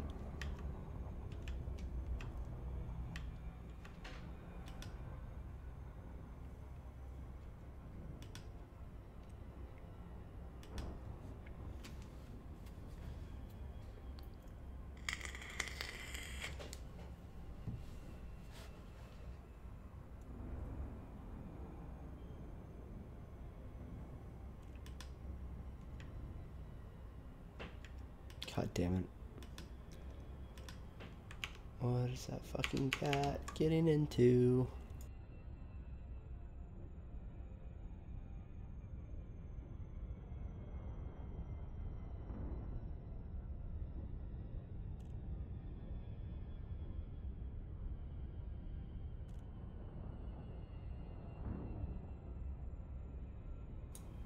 Yeah, exactly. Like that's the kind of shit that really bugs the crap out of me, right? Is it's always wait for the next patch. The next patch is going to be better. And you know, Chris is always like, "Oh, well, and maybe in the next one we're going to allow you to fucking earn ships in game. Oh, well, maybe the next one. Maybe the next one." It's like, dude, you are the master of the cocktease, my friend. Well played. Orbital flight engaged.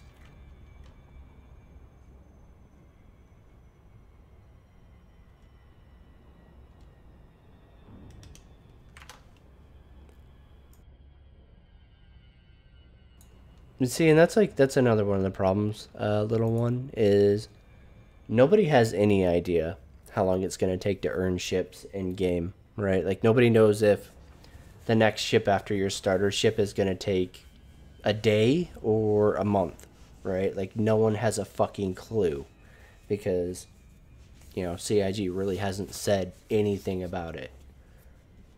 And, you know, I mean, I wouldn't either, right? Like you don't want to deter people from spending real money, obviously.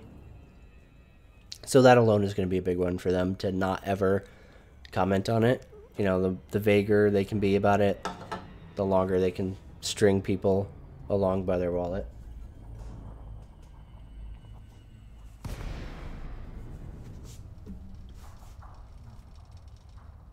So, in that sense, like, they have every incentive to kind of just procrastinate it as long as possible. And that's one of the other things about Star Citizen that really bugs me is a lot of people are like, oh, well, CIG is going to go away from the selling ships for real money model. And they're going to, you know, they're going to make it work with selling other stuff. And I'm like, dude, what are they going to fucking sell? That's going to fund a game like that. Like, they're going to need some serious money. Like, Frontier is unique, right? Because they make other games. And they have, like, you know... I mean, Elite, I would say, makes a pretty decent amount of money for them. But, you know, they have shit like Planet Coaster and other games. And, you know, now they're about to hold on to, like, you know... Jurassic World, which is gonna fucking be huge, both in terms of like just Jurassic World, but also for Frontier as a company, that's gonna be huge for their funding. And CIG doesn't have that kind of shit, right? They rely on like making players feel like they're buying an advantage over other people, even though they don't say that. It definitely is part of the mentality of the Star Citizen backer, right? Is they're buying to be better than the people who don't buy in later on when the game's released, right? Like the late backer.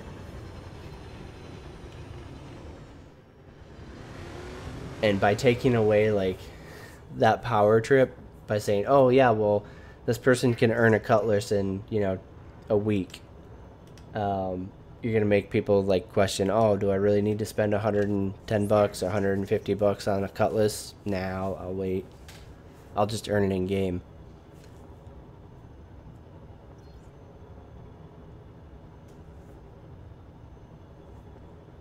Who said that a constellation takes about 40 hours to get in game?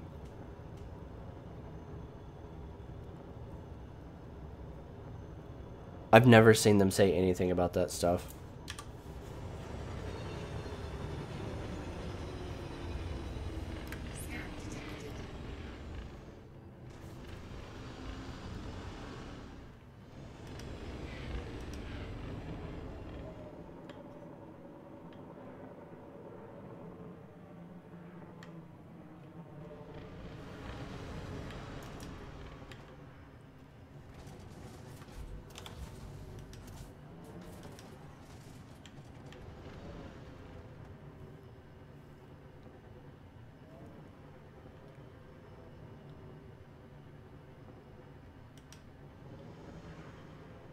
Because the issue is, like, I haven't seen anybody ever that I can recall, you know, have sources for, like, okay. Like, they've never talked about how much a ship is going to cost in in-game value. I haven't ever seen them talk about, like, any of that stuff, right? One thing that I have seen them talk about is, like, they were like, oh, well, and this was a long time ago, so who fucking knows? So this is the problem with Star Citizen when you want to talk about its development, is the fact that it spanned so fucking long that not only is, like, the community just, like, a fucking goddamn clusterfuck rat nest of, like, information that's current, information that's not current, whatever. If you go far enough back, you can literally pull sources of CIG contradicting themselves.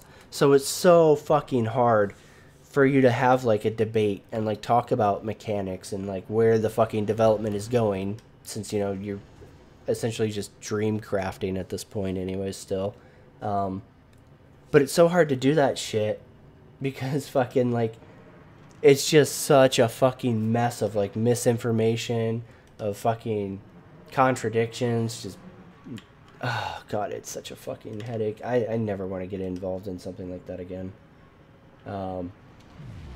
Such a fucking clusterfuck.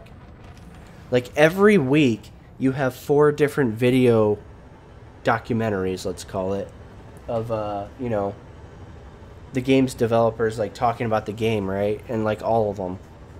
And they just fucking dilute it so much. Like, there's so much fucking, like, different information put out and, like, all this other shit.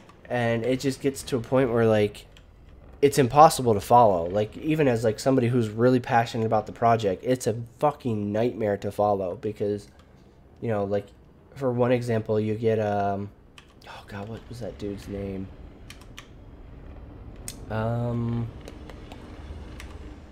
Oh, shit. Brian Chambers. You'll get Brian Chambers saying one thing, right? And then, like, literally fucking 2 weeks later, you'll have Chris Roberts saying something totally different. Or, like, Brian Chambers says something, you know, 2 weeks after Chris Roberts says something that's completely contradicting. And then everybody's like, oh, well, this is going on. And then, you know, the other people are going to be like, no, well, this is going on. It's just such a fucking mess because it's literally a fucking mess. There's just so much fucking contradicting information that goes around the project that it's impossible to debate anything about it because it's a fucking nightmare. I'm gonna get killed by this fucking thing, I know it.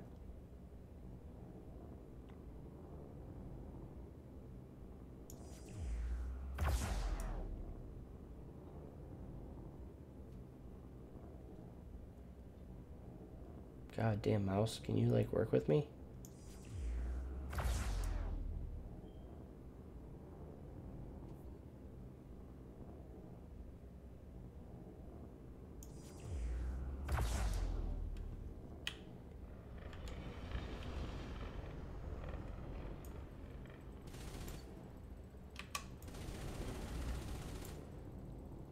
can't tell if that's hitting or not. Fuck it.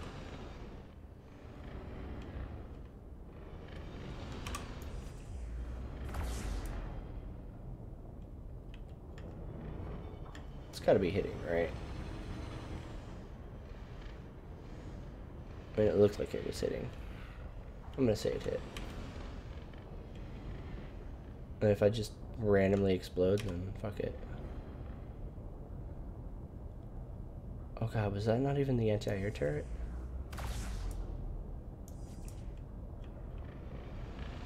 I can't tell. Fuck. Yeah, whatever.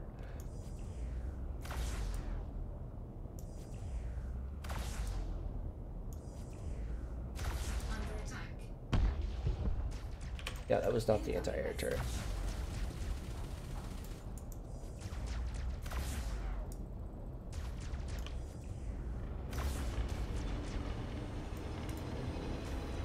Yep, let's reconvene. Hull integrity compromised. Shields offline. Yeah, absolutely. Like that's, you know, a really good point, Alex, right? Like literally fucking not even an hour before the whole land sale thing comes on, right? You have them on their forums like telling people, no, we're not selling land, and then like literally, you know, an hour later they sell land. After, you know, Tyler was on their forums all, oh, well, you shouldn't believe everything you hear. And it's like, dude,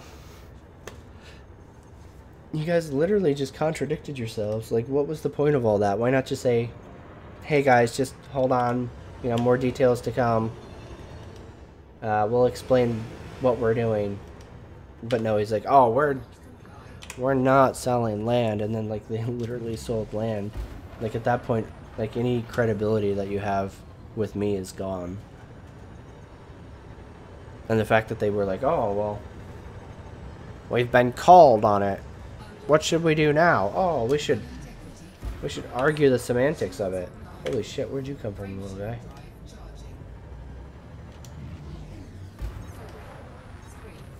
God damn. Alright. That was unexpected.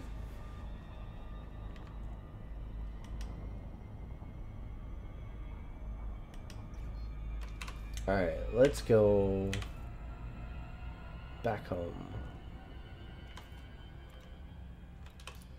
Because fuck that mission.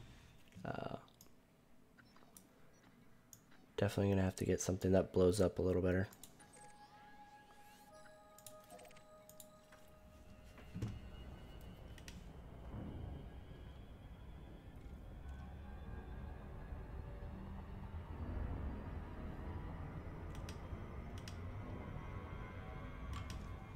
Frameshift drive charging.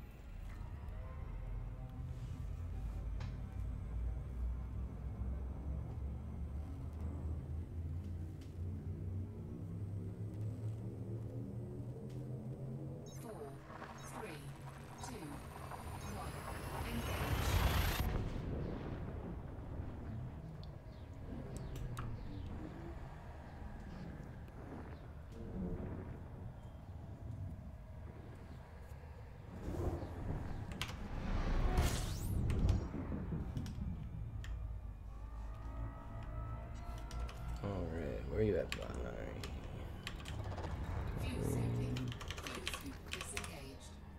I'm glad I totally paid attention there and didn't just fly into a fucking star.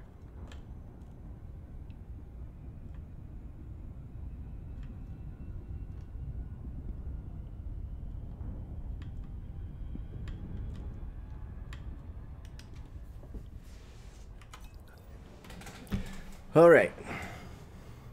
Homeward bound.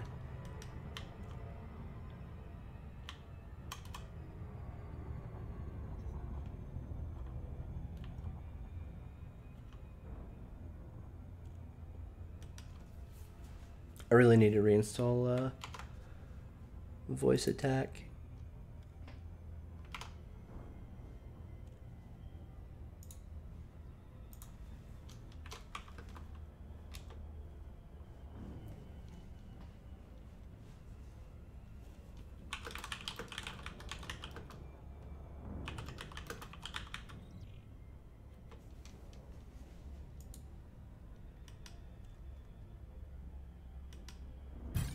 Right? Aren't they awesome?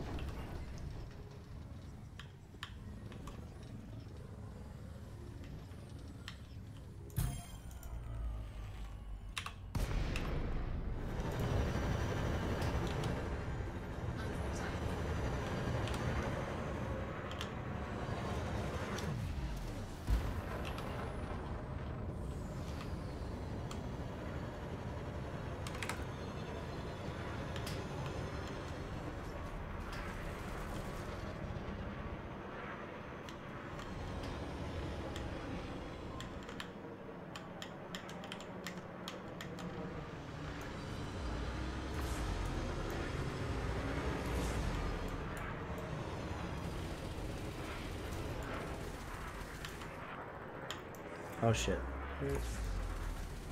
Yeah.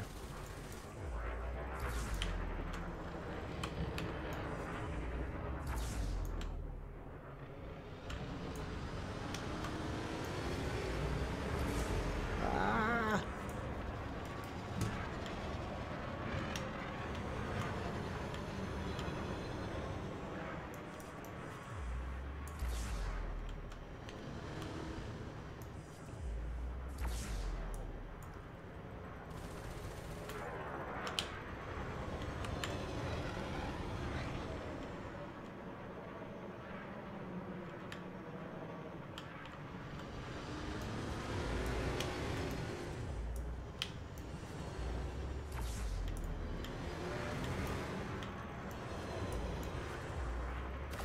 Target shields offline. That works.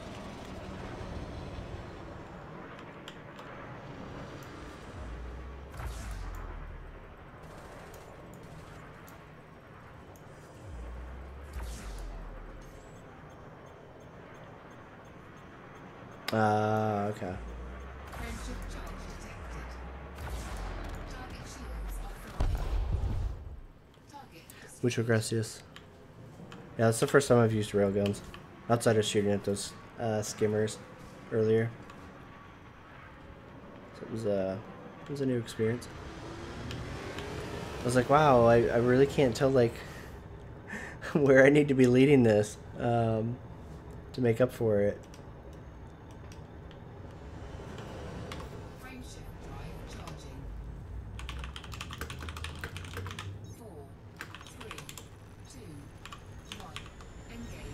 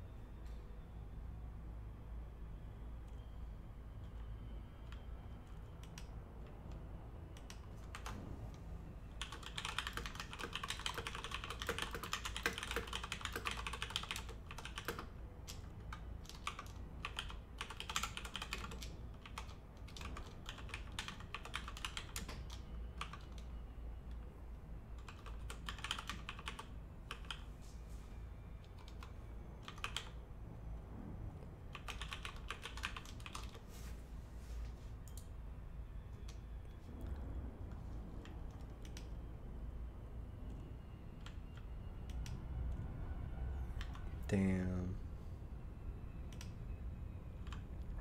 I know like so many people hate Taco Bell, but I absolutely fucking love it. Regardless of like there being way better options out there. Where I'm from, there aren't. So Taco Bell is like literally my favorite thing in the whole world. And then I find out that my so-called girlfriend goes to Taco Bell without me. Like, wow. Like, I feel like you can't even trust somebody after they betray you that deep, you know?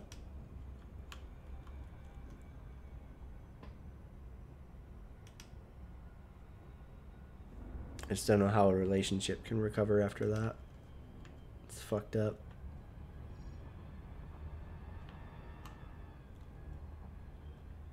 Orbital flight engaged.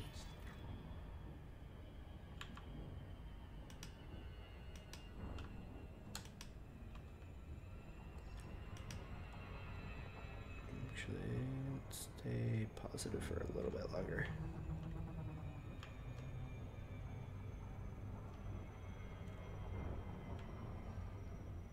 Yeah, right around here.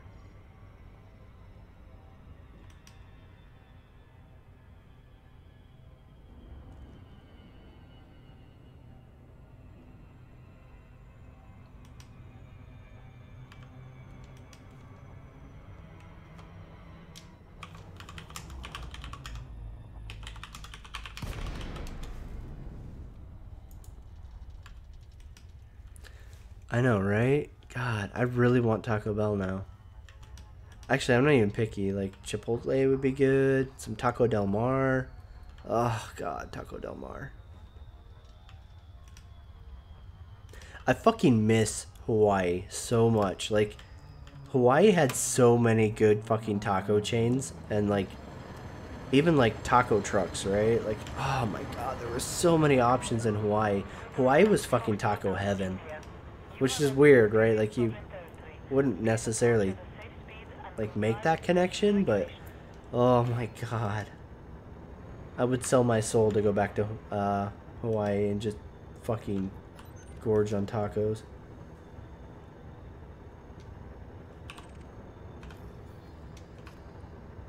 $750, we're good. Permission granted. Land on designated pad number 22.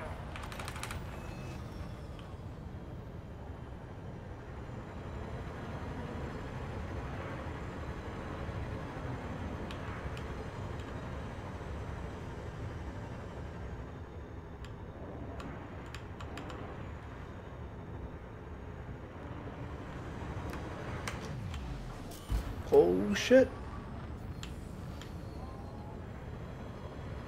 I was pretty sure we were gonna hit that.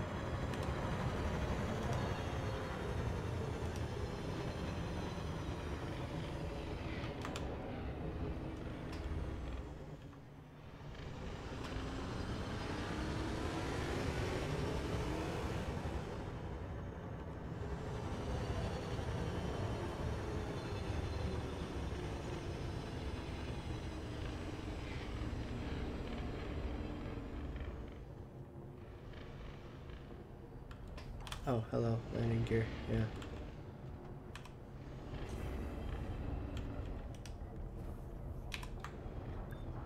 Landing gear deployed.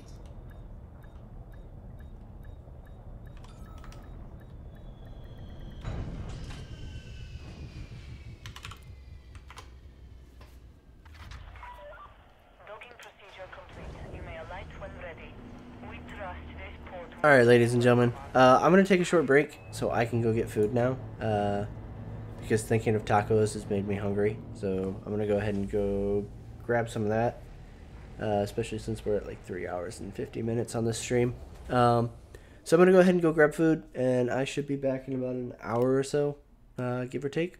So thank you everybody for hanging out with me. For those of you who will be back later, I will see you then. For those of you who are on their way to bed or other, I hope you guys have a great night, great day, great morning. I know we've got people kind of all across the time zone stream. So again, I'm Failure to Report. Thank you so much for hanging out with me, and I will see you all later.